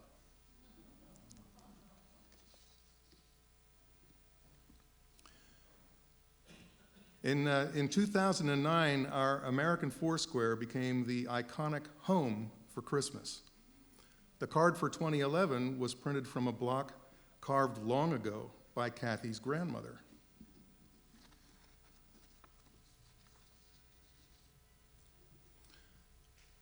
Mistletoe was the theme for the following year, and 2013 saw yet another snowman.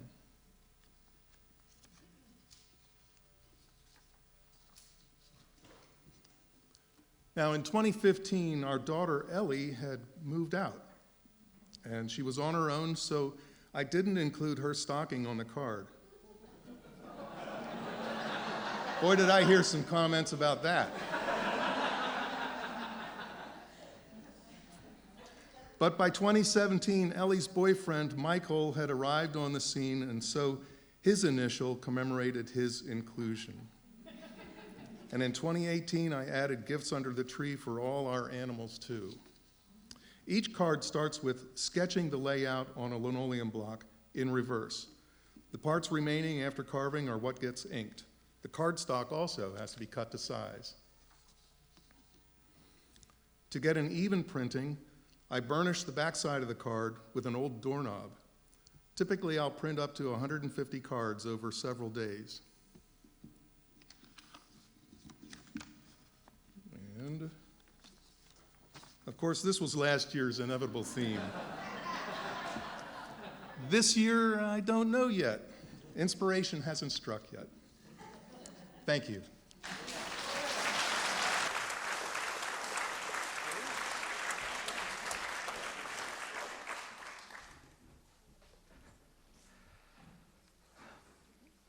Dean, I know some inspiration, if you're looking for someone to maybe, model.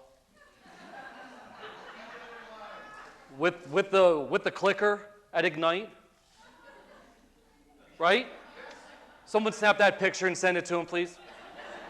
I won 2021. Okay, sorry. I get a little carried away, I'm sorry. I blame Kevin Brown, bar sponsor this evening. Okay, sorry. Mona Becker has been involved in science education for over 20 years. She is involved in the community as the science department chair and a science teacher at Westminster High School, as well as serving the newly elected mayor of Westminster. If I was a resident of the city of Westminster, I absolutely would have voted for you. Really? Maybe you did. Maybe I added it in. Okay, together with her wife, Melanie Nilsson, she founded a nonprofit called STEMavism, an organization that promotes a sustainable and inclusive climate for scientific and technological advancement. Together, over the last several years, they have been working to advocate for the underrepresented individuals in science and conducting primary research in how individuals are portrayed in chemistry textbooks. Please put your hands together and welcome Mona Becker as she enlightens us on where are the women in science. Mona.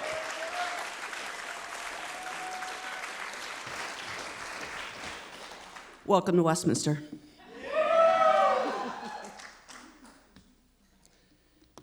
Sixty-two years after its founding, the National Academies of Science elected the first woman, medical scientist Dr. Florence Rena Sabin, to the membership. It would be another 20 years until a second woman was elected. Where are the women in science? While the number of women obtaining bachelor's degrees in the STEM fields have increased, most of the growth has taken place in the biological sciences. Chemistry and physics lag far behind, and enrollment in graduate programs remains flat. The increase of numbers in women in chemistry departments is excruciatingly slow, and these increases cannot outpace the growing numbers of women who ultimately choose other careers. Where are the women in chemistry?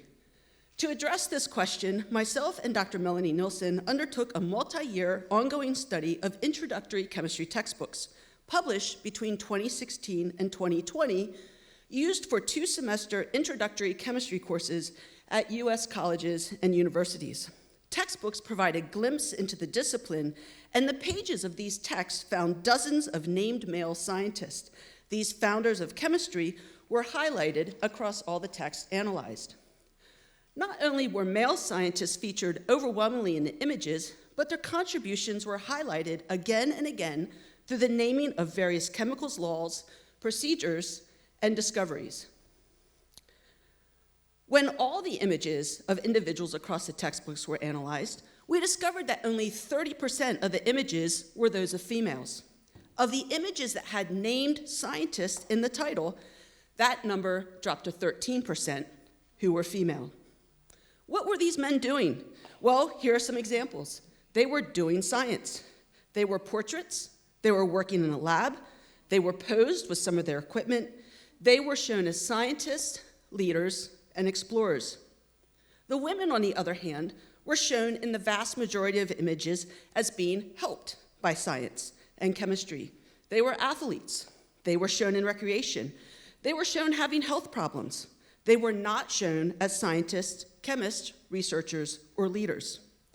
Even when female scientists were named, such as Marie Curie, they were unflattering. In fact, if you look at the caption, you can see 2 male names mentioned in the caption with Curie.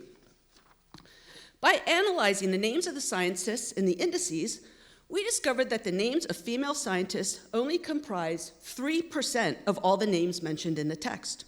This equates to a male name appearing every 4 pages of text, while a female name only appears once every 250 pages. Across the text, there are 12 unique names of females compared to the 360 unique male names. Trust me, more than 12 females have contributed to the field of chemistry. We can think of this in another analogy. Imagine that you are at a talk for an hour. 60 minutes, you're listening to talks about male chemists. 1 minute of female chemists. Comparing our results to published data, we discovered that the gender representation in textbooks we analyzed was comparable to high school chemistry texts published in the 1970s, 50 years ago. To test this, we analyzed the first editions of 4 of the introductory chemistry textbooks from the 1970s in our studies. The percent decreased in 1, stayed the same in 2, and increased in another. Gender parity was not improved in 40 to 50 years. While the roles women play in STEM fields have evolved over the last 50 years, it is not reflected in the textbooks that students see in the undergraduate level. We commonly see images of girls exploring science, but where are their role models? Not in the text I use to teach high school physics. This is the text for honors physics. My students can go an entire semester not learning about a female scientist or hearing a name unless I consciously make the decision to do so. New college chemistry textbooks are updated every 2 to 3 years. There is ample opportunity for the authors to incorporate a greater and more equal representation of women in their text. How can we encourage women in science? We can support a diverse approach to teaching and talking about science in the classroom. We, everyone, can recognize that females need supported in the science field. We can do better. We can advocate as parents, as community leaders, as teachers. We need a more equitable future for STEM. Every student deserves a chance to see themselves in science. We need women in science. Thank you. Yeah!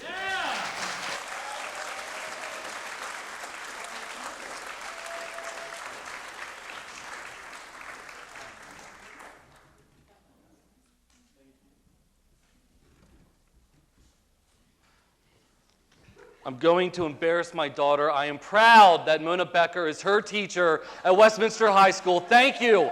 Thank you. Thank you. Love it. Okay. This is probably one of my most favorite bios to read ever. It has not changed in however many times you've been here, and it cracks me up every time. So here we go. Steve Lowe, marketer, videographer, musician, non-dancer, and ideator who also makes up words, like ideator. He loves startups, especially the ones that change the world. He also doesn't see the point of snow after January 1st, or mushrooms, or cats. Sorry. Cracks me up every time. He's also a chocolate and possibly a red wine dependent person. So that is Steve, and also presenting with Steve is Kimberly Harberson, photographer, graphic artist, could be rock star, depending on the kind of hair day she's having.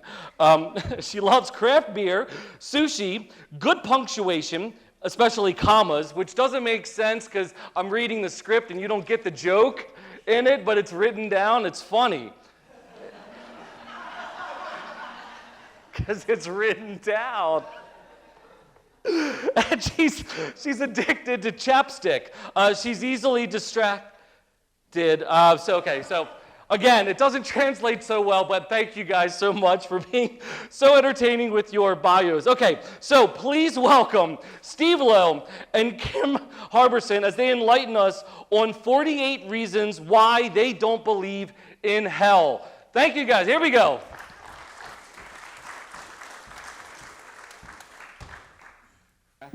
Ooh, these lights are bright.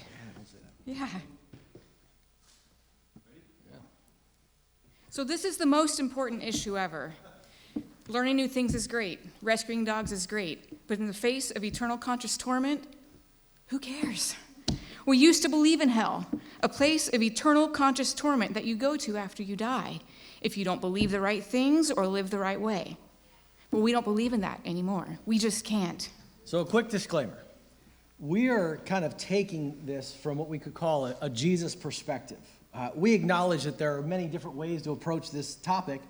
We consider ourselves followers of Jesus, and I personally believe Jesus was right about everything, but that's just me, and that's the window through which we're kind of viewing this topic. If you look at it through another window, fantastic. You get up here and give us your 5 minutes on what you think about it. Reason number one is Jesus never talked about it. If this hung in the balance, I would think it would be the only thing that Jesus ever talked about. Instead, in the 4 biographies that we have about Jesus, Matthew, Mark, Luke, and John, they made it very clear what his message was, is that this idea of the kingdom of God is here and now. We could say it's this new way to live, the reign of God, the rule of God. It's like heaven has come to earth. He's like, that's his message, and that's what he seemed to be preoccupied with when he taught and illustrated. If eternal conscious torment hung in the balance, don't you think Jesus would have started his only sermon out by telling us about it? But instead, he decided to tell us who God blesses, the poor and those who are mourning. He did talk about things like eternal life and judgment, but eternal life didn't mean heaven after you die. In fact, it's actually synonymous with the kingdom of God, which is already here. As for judgment, that's real. Many of the prophecies Jesus spoke about, weeping and gnashing of teeth, were actually fulfilled in 70 AD when Jerusalem was destroyed. Number 2, in the Gospels, Jesus did talk about hell on 5 different occasions, but never once does it refer to something after we die. It doesn't refer to what we normally think about as hell, this place that we go when we die. Every time hell is mentioned in your Bible, it's actually a translation of the word Gehenna, which was a real place outside of the city, a dump where they burn trash all the time. There was one parable that Jesus told that slightly resembles our idea of hell, but that was a parable. It was a story that wasn't true, but had a very true point, and I'd love to get into that true point tonight, but we've only got 5 minutes. So if eternal conscious torment hangs in the balance, I would hope that someone would clearly tell us the criteria for not going there. A lot of people think you have to be a good person to not go to hell, but no one knows exactly how good.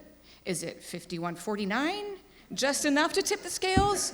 Or is it 60-40, 90-10? I've heard some say that no, you have to be perfect. And since nobody is perfect, we have to believe certain things. But nobody is telling us exactly what to believe. You can cherry pick a verse from here or there, 4 verses from Romans. Don't you think if it were so important, it would be concisely stated somewhere in the Bible, like a letter from Jesus to the world? Number 4 is probably my favorite reason. God apparently loves us better than we love. So I have a son. He's actually here with me. He's sitting in the audience. And I love him. As you parents can relate, and anyone who loves deeply can relate. They could do something so heinous that the world may hate them, but we never would. And I can't imagine a God who loves me more than I love my own son, sending me, his child, to a place of torture for eternity. I would never do that to my son, and I have to believe that my God, who loves me more than I love him, would do that to me or anyone else. And so here's a list of the other 44 reasons you were wondering. You thought this was going to be a lot longer than 5 minutes. These are all the people that Jesus had conversations with and never once mentioned how to not go to hell. Now, he either did them a tremendous and not so tremendous disservice, or perhaps that wasn't his point all along. And I don't think it was his point. And I think if we could get this heaven and hell tension, fear thing out of the way, perhaps then we could stop missing the point of what Jesus really was all about. And that's this idea of the kingdom of God is here. And I think it's the best news that anyone has ever heard. That there's actually a better way to live than the divided, fearful, self-centered way that we seem to always get sucked into. This November, we're going to dive into this, reading through the biographies of Jesus in something we're calling Jesus Distilled, and we'd love for you to be a part. Thank you.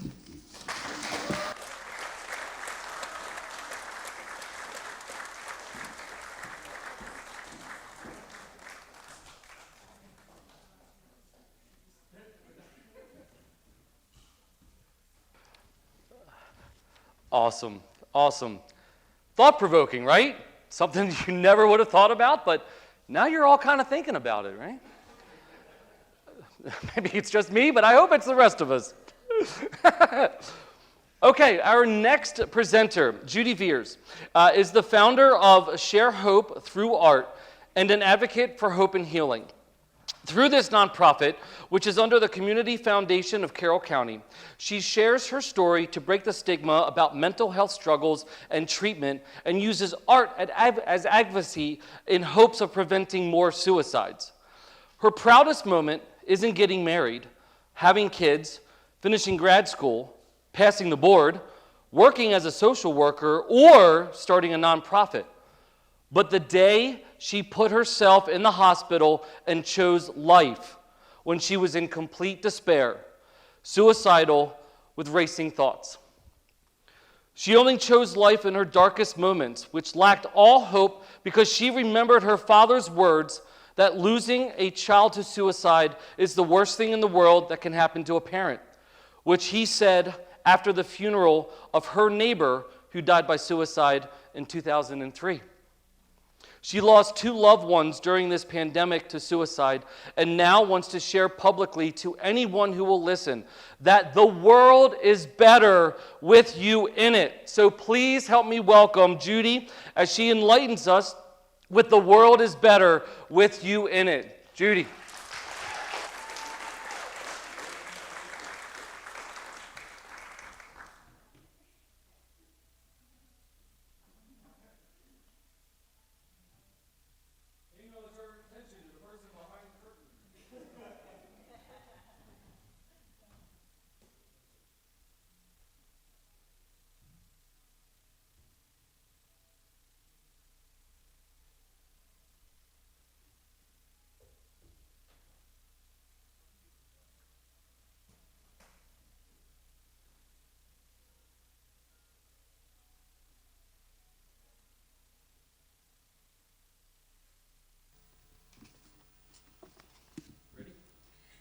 We'll see.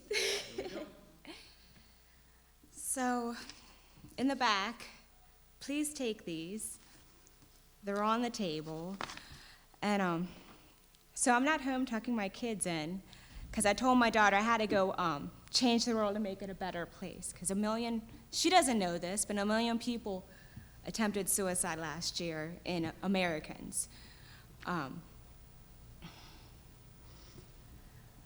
So somebody else shared her story, and when I was in the hospital, a man came as a volunteer. He was a peer, and he said, I've been here, and I got out, and I'm doing all right. And my hospital stay, that was the only thing that helped. I can say a lot of bad things, but that was helpful. So hopefully after COVID, I'll get to go there and do that. So share hope through art. We have a flyer we can give away, buttons, different things. We do displays. Take a sad song and make it better. I was serenaded by my neighbors. My nickname's Jude. So I think we each have a story. And when we heal through that story, we're able to help somebody else. So this is the back of a puzzle, and it's flipped over. So imagine if we all try to be like each other. It's pretty boring. So each of us are to be our unique self. You each have your own families, own friends. You can make a positive difference there. Jill has been amazing, who's done these rocks, and there's some rocks out there. I have pictures in here, but I think I'd just be moving around too much. But we hope to do Share Hope rock gardens. And this piece of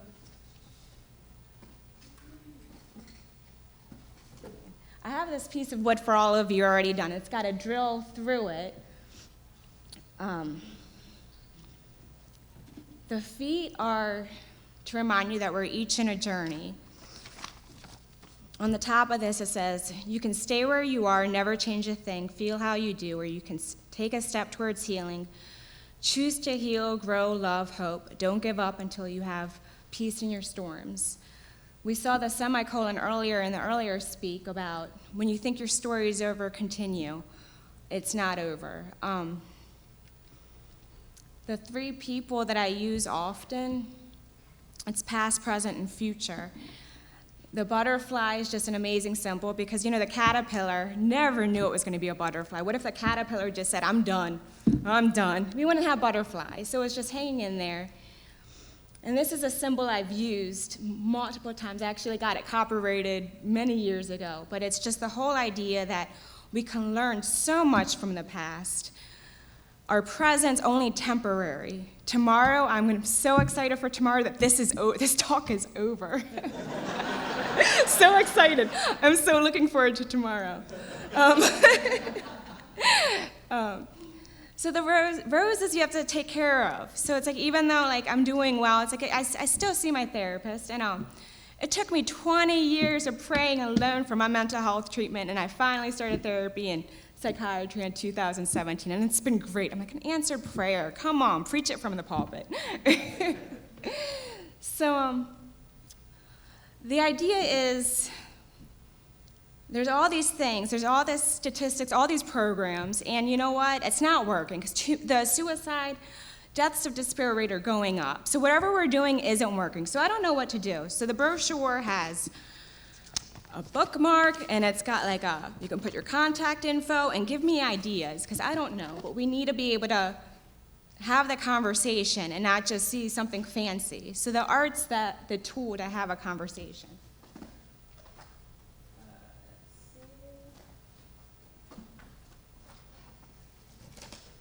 And I write books, and I'm bipolar, so I write them, and then somebody doesn't like them, so I throw them all out. But they're actually pretty cool. It's not going to be crappy life philosophy, but crap happens philosophy, because you can have a really good life even though things are crappy.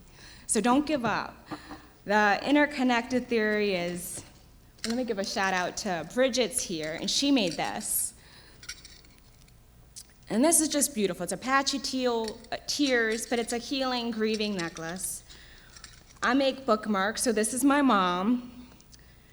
And she wrote, love this world through me. And this is my sister, and it says, every life, no matter how brief, forever changes the world. So you guys help me change the world so our children don't have to lose their friends. Thank you.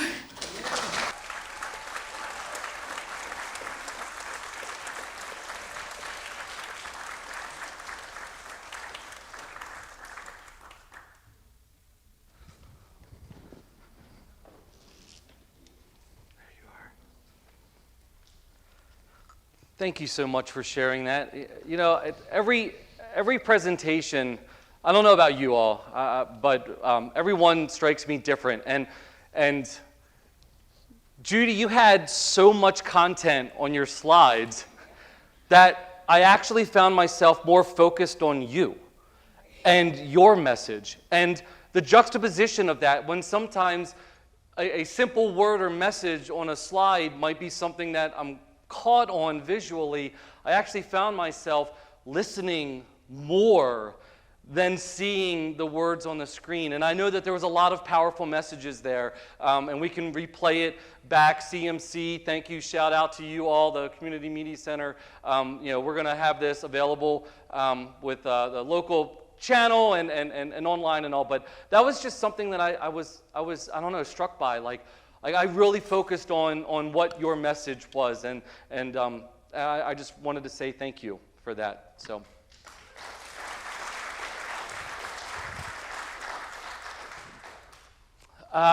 Our next presenter is Frank Valenti.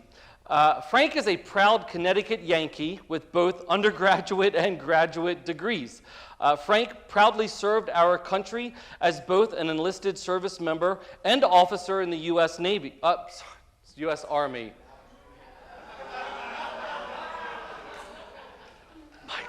My grandparents were both in the Navy, so. So in the U.S. Army, of course. My birthday is the same as the U.S. Army, June 14th. There you go, Flag Day. Woohoo! I don't know why. I had to recoup after the Navy slip. Okay. Yes, there is. Okay. All right. Frank, I'm so sorry. Okay, so Frank in the U.S. Army had tours that both included stateside and overseas assignments. His enlisted service was in the infantry, while his officer service was in electronic warfare and cryptologic specialties. Nice. Frank is the proud father of twins. Apparently that was a shock. Is that a shock? No one knew, right? Two of everything all at once.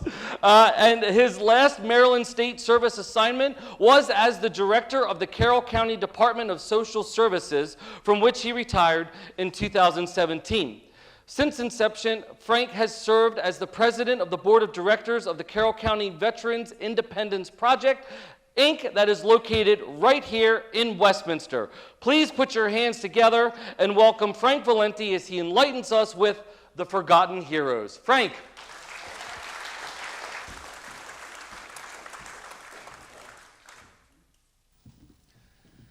I retired from Maryland State Government on June 30, 2017, and the following week, July 4th, I had no idea what I was going to do with the rest of my life.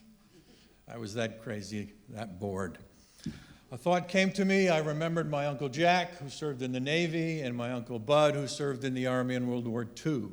My Uncle Jack was a postman in the Navy, and my Uncle Bud was in the China-Burma-India campaign. Sadly, the horrors of that campaign changed that man. He died broke, he was an amputee, a diabetic, and an alcoholic. And right then and there, I knew what I was going to do with the rest of my life. Yes, I'm the board president of the Carroll County Veterans Independence Project, and we help veterans. We're established, we're at 95 Carroll Street in town, Suite 104, all the way in the back. We do social work, casework for our veterans and their family members. We are a full service organization. We work with the federal government, county government, state government, nonprofits here in the community, veterans groups, and others to provide services for our veterans and their family members. Some of the cases we've seen are or Vietnam veterans who are suffering from Agent Orange. They're trying to get survivor benefits for their spouse, and they can't prove that they were actually in Vietnam. We help them with their shipmates getting that proof so they can provide survivor benefits for their wife or their husband. Additionally, some veterans went into the service when they were 17 years of age. They get out 5 years later and then have no idea how to navigate the world, you and I, that we live with and live in.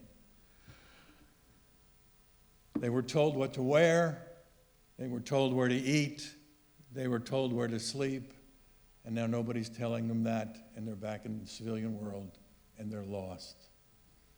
Other veterans have problems adjusting. They were in combat. They lost their buddy right next to them. The anniversary of that death, of that traumatic injury, every year sparks abnormal behavior by that veteran. He winds up abusing substances.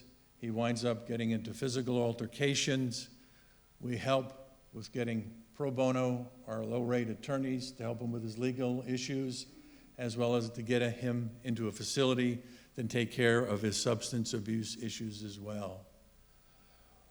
We have a veterans talk that we do every 4 to 6 weeks, where we let veterans come into the organization, to the building. We get pizza, water, Coca-Cola, coffee, whatever, and they can sit and they can talk or not talk and just hang out together in a safe space. We work with McDaniels Community College to start a spousal support group for those spouses whose husband or wife is deployed overseas. That can be a very trying and stressful time for them. Yes, I know we have email and text and Twitter and all those other things, but there's nothing like getting a letter that you can hold in your hands, that the person you loved wrote that letter to you, and you know that they touched it, and you can touch it and help reestablish those fibers between husband and wife, or between partners that may be fraying because of the deployment overseas.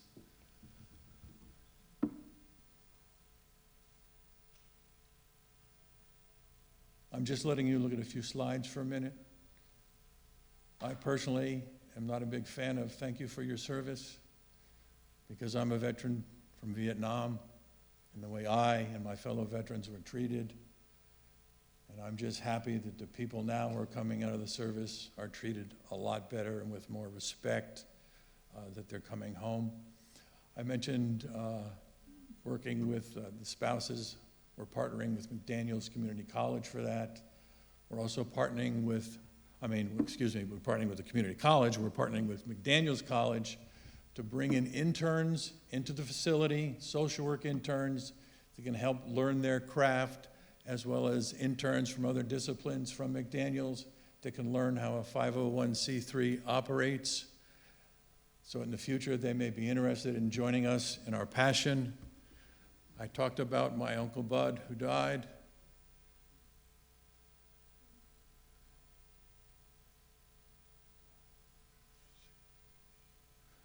I went to college with, I went to high school with David. He didn't make it back. He's my other passion, why I do this work. He died less than 3 years after he graduated college. Thank you for your attention and your patience.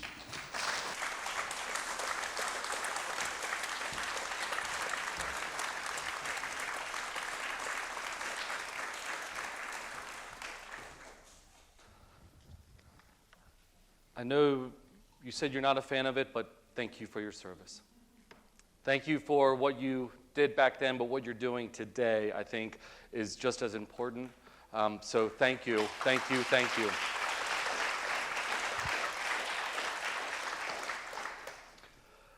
Our next presenter is Chris. Chris is a teacher-oriented servant leader who cares immensely about the well-being of the people around him. He has a passion for connecting with people through shared experience and learning how the world works. He lives right here in Westminster with his wife and 2 dogs. They enjoy kayaking, hiking, and watching the Ravens. How about that win on Monday? Holy cow. LaMarvelous. He is a certified personal trainer who enjoys most sports and fitness activities. And when he's done working for the day, he likes to unwind with a glass of Old Scout or something from a local brewery. I like your style, buddy. I like your style. So please put your hands together and welcome Chris as he enlightens us with We, Not Me, the servant leadership model. Chris.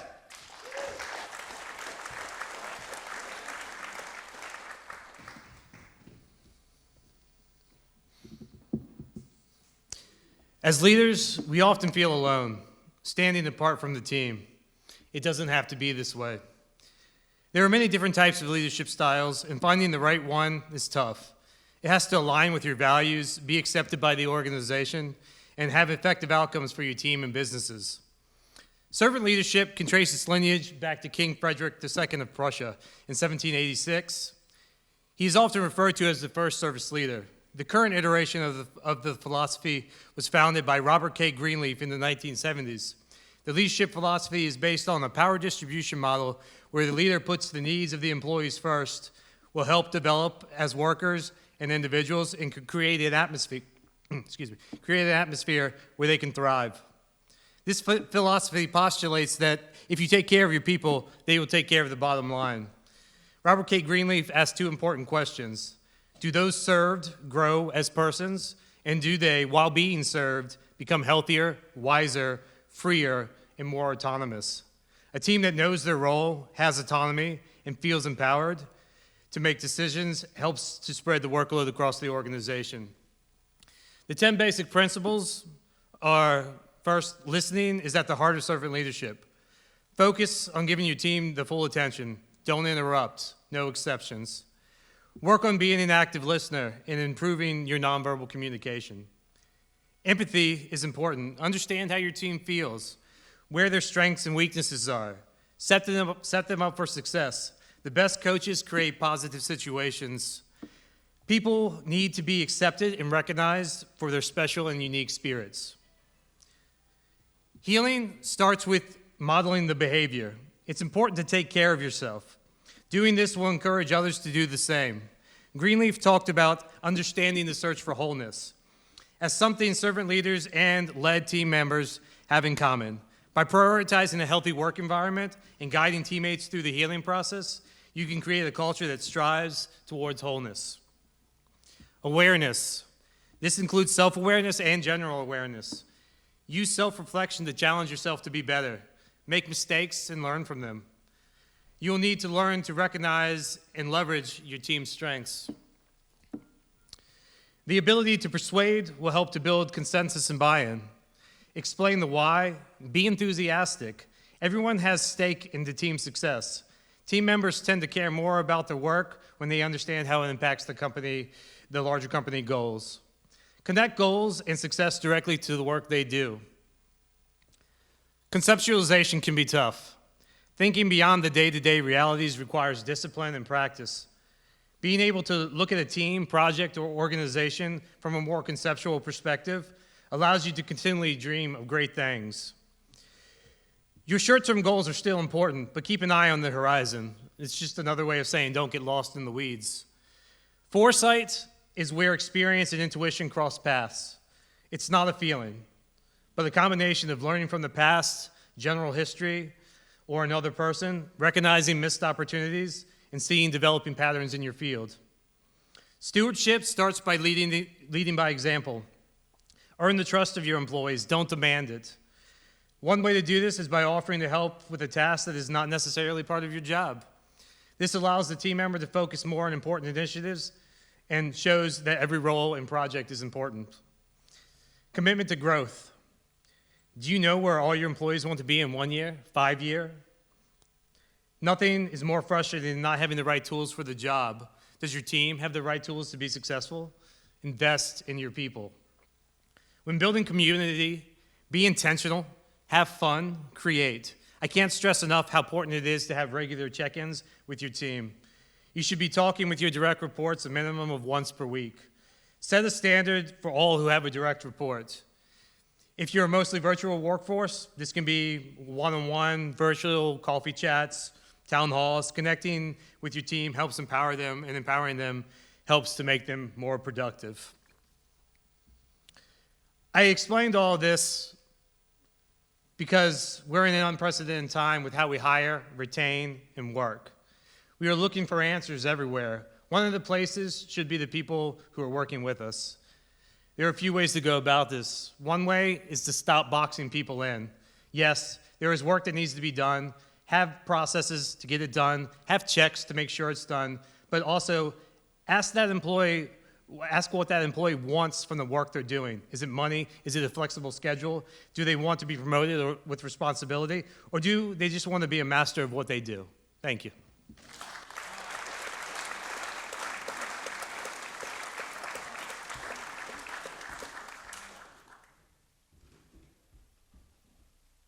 That was awesome. There's like so many common themes, which is like, not unrelated, but if you notice there are a lot of puzzle pieces in presentation, keeping yourself together, keeping life together, keeping mental health together, keeping family together, or business and relationships, and there's a lot of togetherness. Also, some dogs. Have you noticed the dogs tonight? There's been a couple of dogs as well. All right, our next presenter, my man, Mike Sheila. Mike Sheila. It's not listed here, but Mike, I think you hold the record for the number of IGNITE Carroll presentations. Do you know the number? 7. Oh, I was going to say 6. 7? I think it's, oh, wow. This is number 9, so 7 would be unreal. 6 is unreal. So anyhow, one of our most veteran presenters is my friend Mike Sheila, Director of Marketing and Business Development for Advantage Industries. Mike has become a cybersecurity evangelist, speaking to anyone who will listen about the importance of protecting your business and personal data. In addition to speaking in front of thousands of people in person and through webinars, Mike is also the co-host of the Mike and Allison After Hours podcast, where he nerds out interviewing business leaders and talking technology and human resources with his co-host, Allison Hayes. Is it Hayes? Haas. Sorry, Allison. Is she here? No? Oh, sorry. Okay. Please put your hands together and welcome my friend and the #1 IGNITE Carroll presenter in the number of times presented. I'm not saying the best, although he's really damn good. Mike Sheila, everyone. Mike.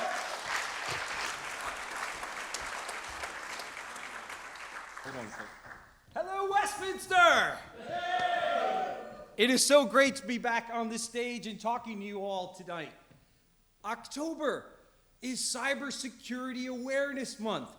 And it is my solemn duty to tell you that as a society, we are cyber stupid.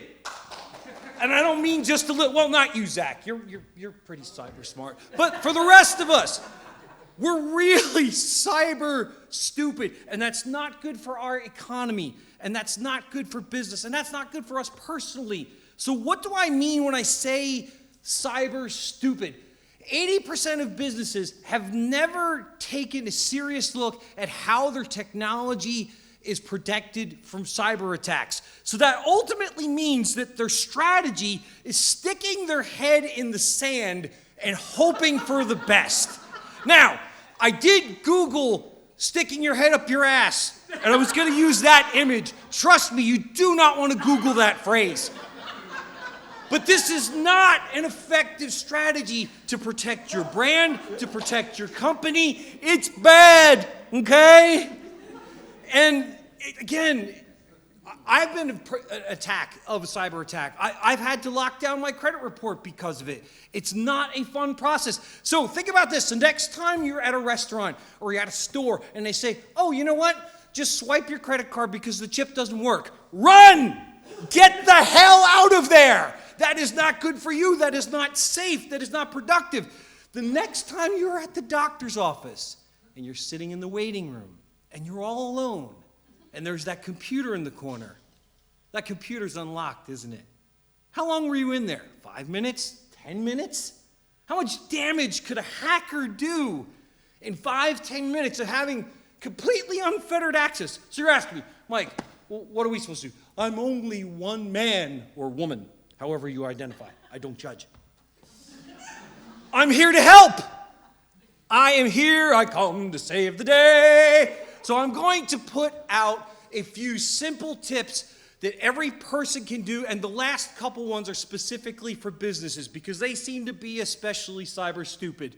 These are low-cost, no-cost things that most of you can do, and you could start them tonight, and it won't take you a lot of time, but it will make you so much better protected. And the first one is using multi-factor authentication. Your bank probably started making you do this years ago. Your credit cards are making you do it. Your auto loan, your mortgage. Use it on your software. Use it on your email. Sprinkle that crap all over the place. Any place that you can lock on a multi-factor authentication, just do it. You will be so much happier and so much safer, and I will sleep better at night knowing that I have advised you such. Encrypt your hard drive. This is not hard. Most computers come with the feature that you can turn this on and activate it. That way, if a criminal gets a hold of your laptop and they pull the hard drive out, they can't plug it in and activate your data. All right, we've got a lot of passwords. Stop saving your passwords. Please, stop saving your passwords in Chrome or Firefox or what is that thing on the end? Did anybody use that? But stop using it. Your devices. Update the operating system. I don't care if it's a smartphone. I don't care if it's a laptop. I don't care if it's a tablet. Update the operating system. Apple has been just a maniac the last week, giving us updates every 30 days. And if you can't update anymore, get rid of it. Because the $500 you'll spend on a new device is way less than you will pay to resolve a security breach. Get rid of those devices. Bring the Carroll Tech Council. They'll recycle them for you. Get antivirus, get anti-malware. This space is for rent. I had another really funny picture there that Katie said I couldn't use because I didn't have the copyright for it, so I left that space open. But for businesses, get a managed firewall. This is really not expensive. A 40-person company can get a firewall for about $2,000, and it goes a long way to protecting your business. So just do it. Stop it. Pay the money. Quit whining. And lastly, cybersecurity insurance. Go to your insurance company, tell them you want cybersecurity insurance, then have somebody who knows something about IT look at the policy and make sure that you can actually do what they're asking you to do. Thank you all so much for your time tonight. Please connect with me on the socials.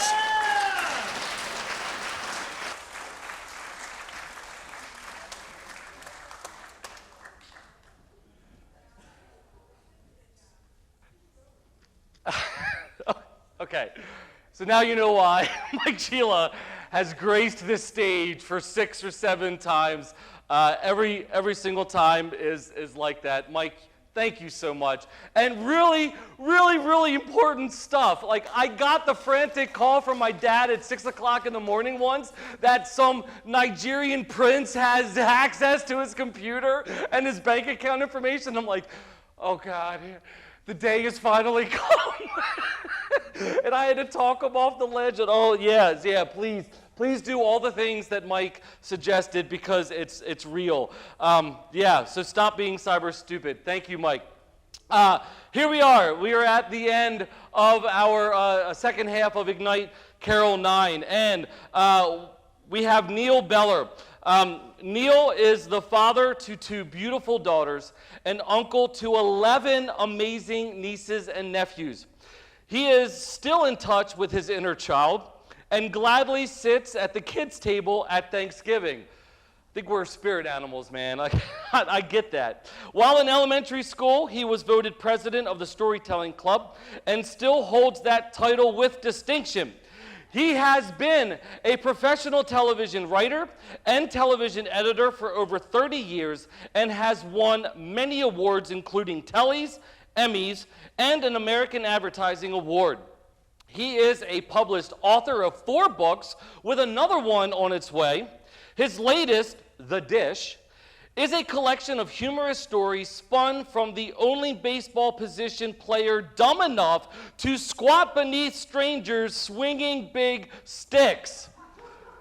He owns a TV production TV production company, Kit and Caboodle Productions, which produces commercials, web campaigns, and corporate marketing videos. His clients include the Baltimore Ravens, the Baltimore Orioles, Johns Hopkins Hospital, the University of Maryland Medical System, the Shock Trauma Center, and most importantly, the Carroll Technology and Innovation Council, right here in Westminster. Please put your hands together and welcome Neil Ballard as he enlightens us with I Talk Good. Neil.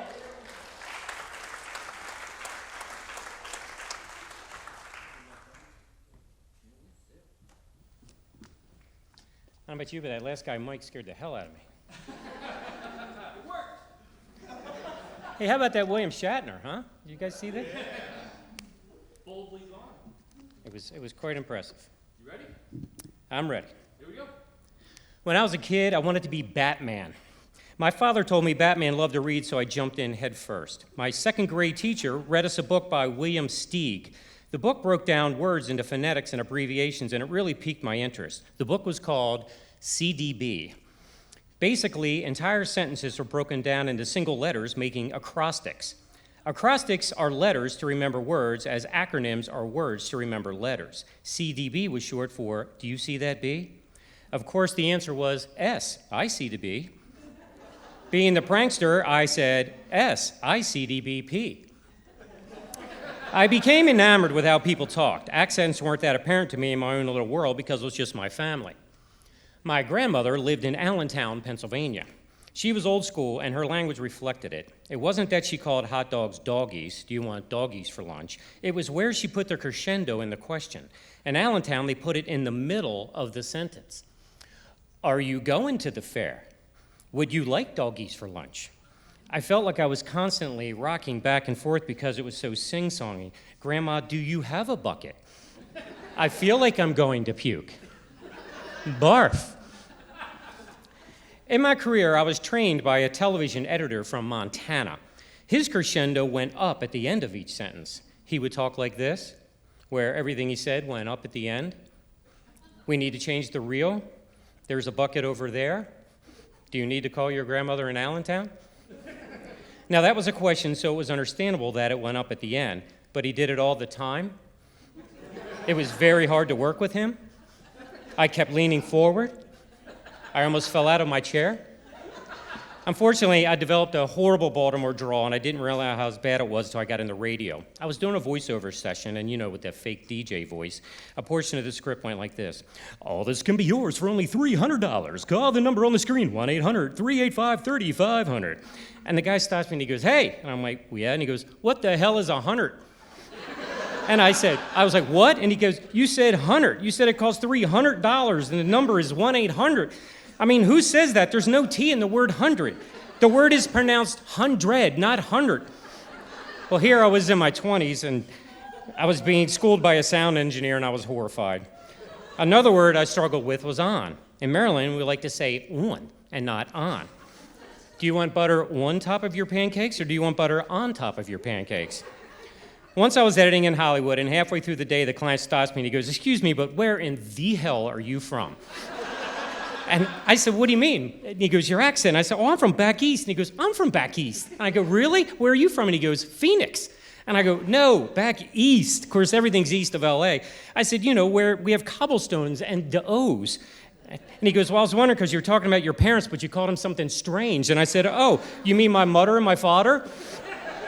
And he was like, yeah, what's up with that? It really made me think about the way I talked, and I started listening to myself.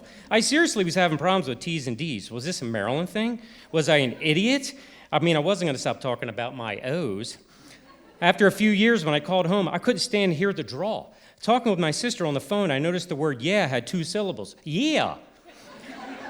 If you're not from Maryland, it sounds pretty bad, and I couldn't believe how many times I had this conversation. Jeet? No Jew?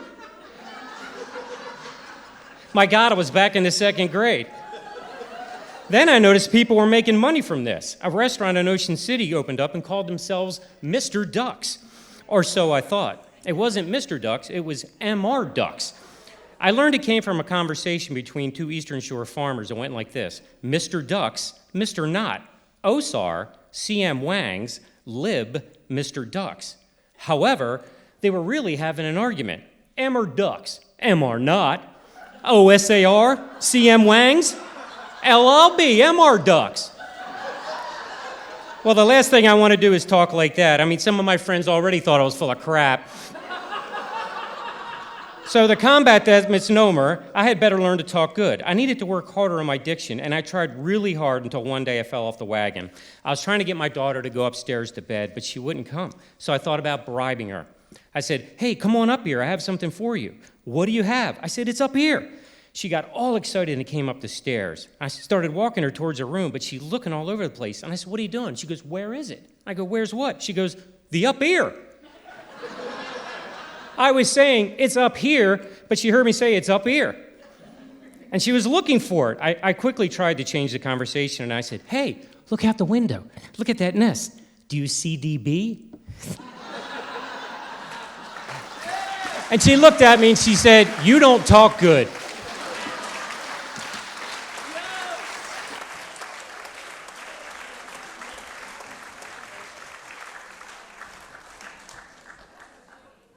Oh my. The Jeet, that takes me back. My grandmother used to say Tuesday. Tuesday? Oh yeah, that happened on Tuesday. Tuesday? What's Tuesday? Tuesday, yes. Oh my, thank you. Well, folks, we are at the end, so please put your hands together for all of our presenters.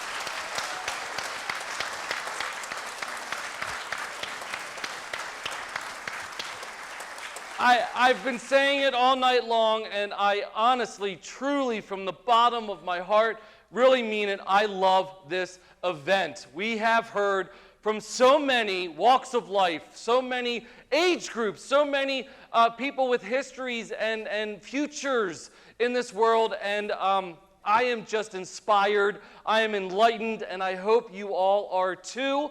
And so thank you all, because, audience, for a good friend of mine said that this event is best experienced live. And so thank you to the audience for being here. So give yourself a round of applause real quick. I know I'm being cheesy, but thank you all so much. We have some upcoming events, so I'd like to welcome Katie Townsley, Executive Director, back up here on stage. I will make this short and sweet, but thank you all again for coming up and sharing your passions with us. I will tell you, after 7 years, I decided to finally do it, and if you can host the event, coordinate the event, and speak, you all can do it. So hopefully next year, you will be submitting your recommendations for things, and we will approve you, and you'll be joining us up here on the stage as well. So go ahead. Next slide.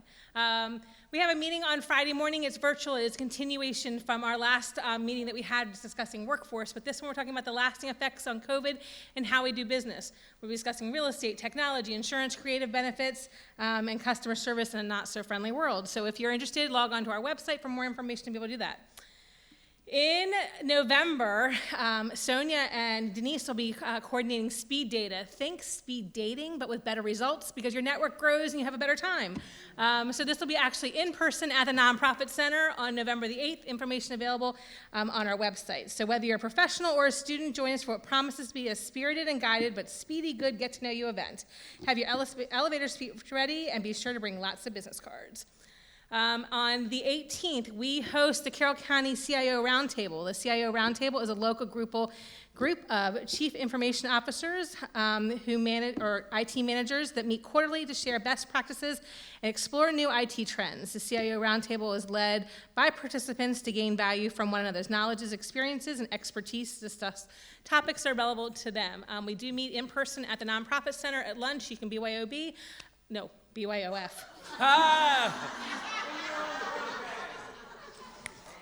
I'll BYOB, you know me.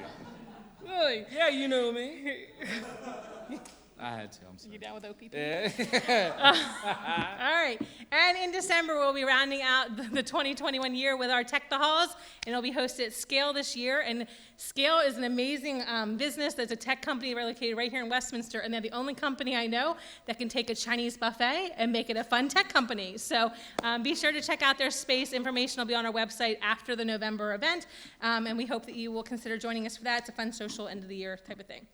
So for community events, we have two things that we're really super excited about. The first one is the Maryland STEM Festival, which starts on the 15th of October. This year's theme is health and wellness. It's all over the state. You can go to marylandstemfestival.org to get information. Tons of fun things for our students, tons of fun things for our adults, and our libraries are kind of the hub in the community. So be sure to check that out and see what's going on within Carroll County. And speaking of our libraries, guess what's happening?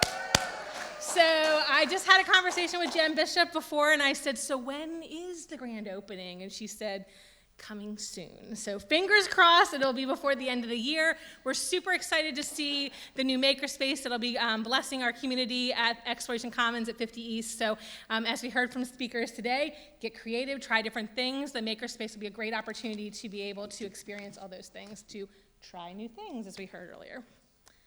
All righty. Thank you so much, Katie. And so, finally, one more time, again, we couldn't do events like this without sponsors and folks that encourage us to continue to bring events like these to the community. So please, once again, put your hands together for all of our event sponsors this evening, including some shout-outs. I mean, Carroll Arts Council, this space has been our home for 9 years. We love it. The Community Media Center, all the folks in the back that are making it happen. Thank you to Rich and Aaron and Stephanie and the team. Thank you all so much for capturing this and sharing it on both social media and on the local Channel 19. But certainly, we've got so many other. Cone, Josh is in the audience, Carroll Magazine, the Chamber, Economic Development, Carroll Community College, I want to say them all, and the Department of Commerce. So thank you all so much. Again, the tasty snacks. Thank you, Marcia Duffy from State Farm. Yes, the tasty snacks. And the tasty beverages. Thank you once again, Kevin Brown from Quantum Internet and Telephone. Please take care of all of those folks. Please say thank you, and we appreciate their support of this event. We love this. I love this. It's an honor to be able to host this, to be a part of this every single year. I look forward to it every year, and last year was a big bummer. This would have been our 10th. It's our 9th, but next year, IGNITE Carroll 10, we're looking forward to it. Look for it, October of 2022. Please, talk to people. We had some first-timers this evening who did a wonderful job. Absolutely nailed it, brought some real passion, enlightened us all. We are constantly looking for more of you. And as you all experience, it's an emotional roller coaster. No topic is off limits. We heard everything this evening, and every single one made me think about a lot of different things. And so we want to continue this tradition. This is my favorite event that happens in Carroll. There's a lot of great ones. I'm a bit impartial to this one. So thank you all the speakers. Thank you. I love you all. Thank you so much for being here this evening and sharing your passion. Thank you all, the audience, for being here. Thank you to the Tech Council and all of our sponsors. And we look forward to seeing you next year for IGNITE Carroll 10. So please start thinking about what your presentation is going to be, because we want to be enlightened by you. Thank you all so much. Good night. Be safe. We love you.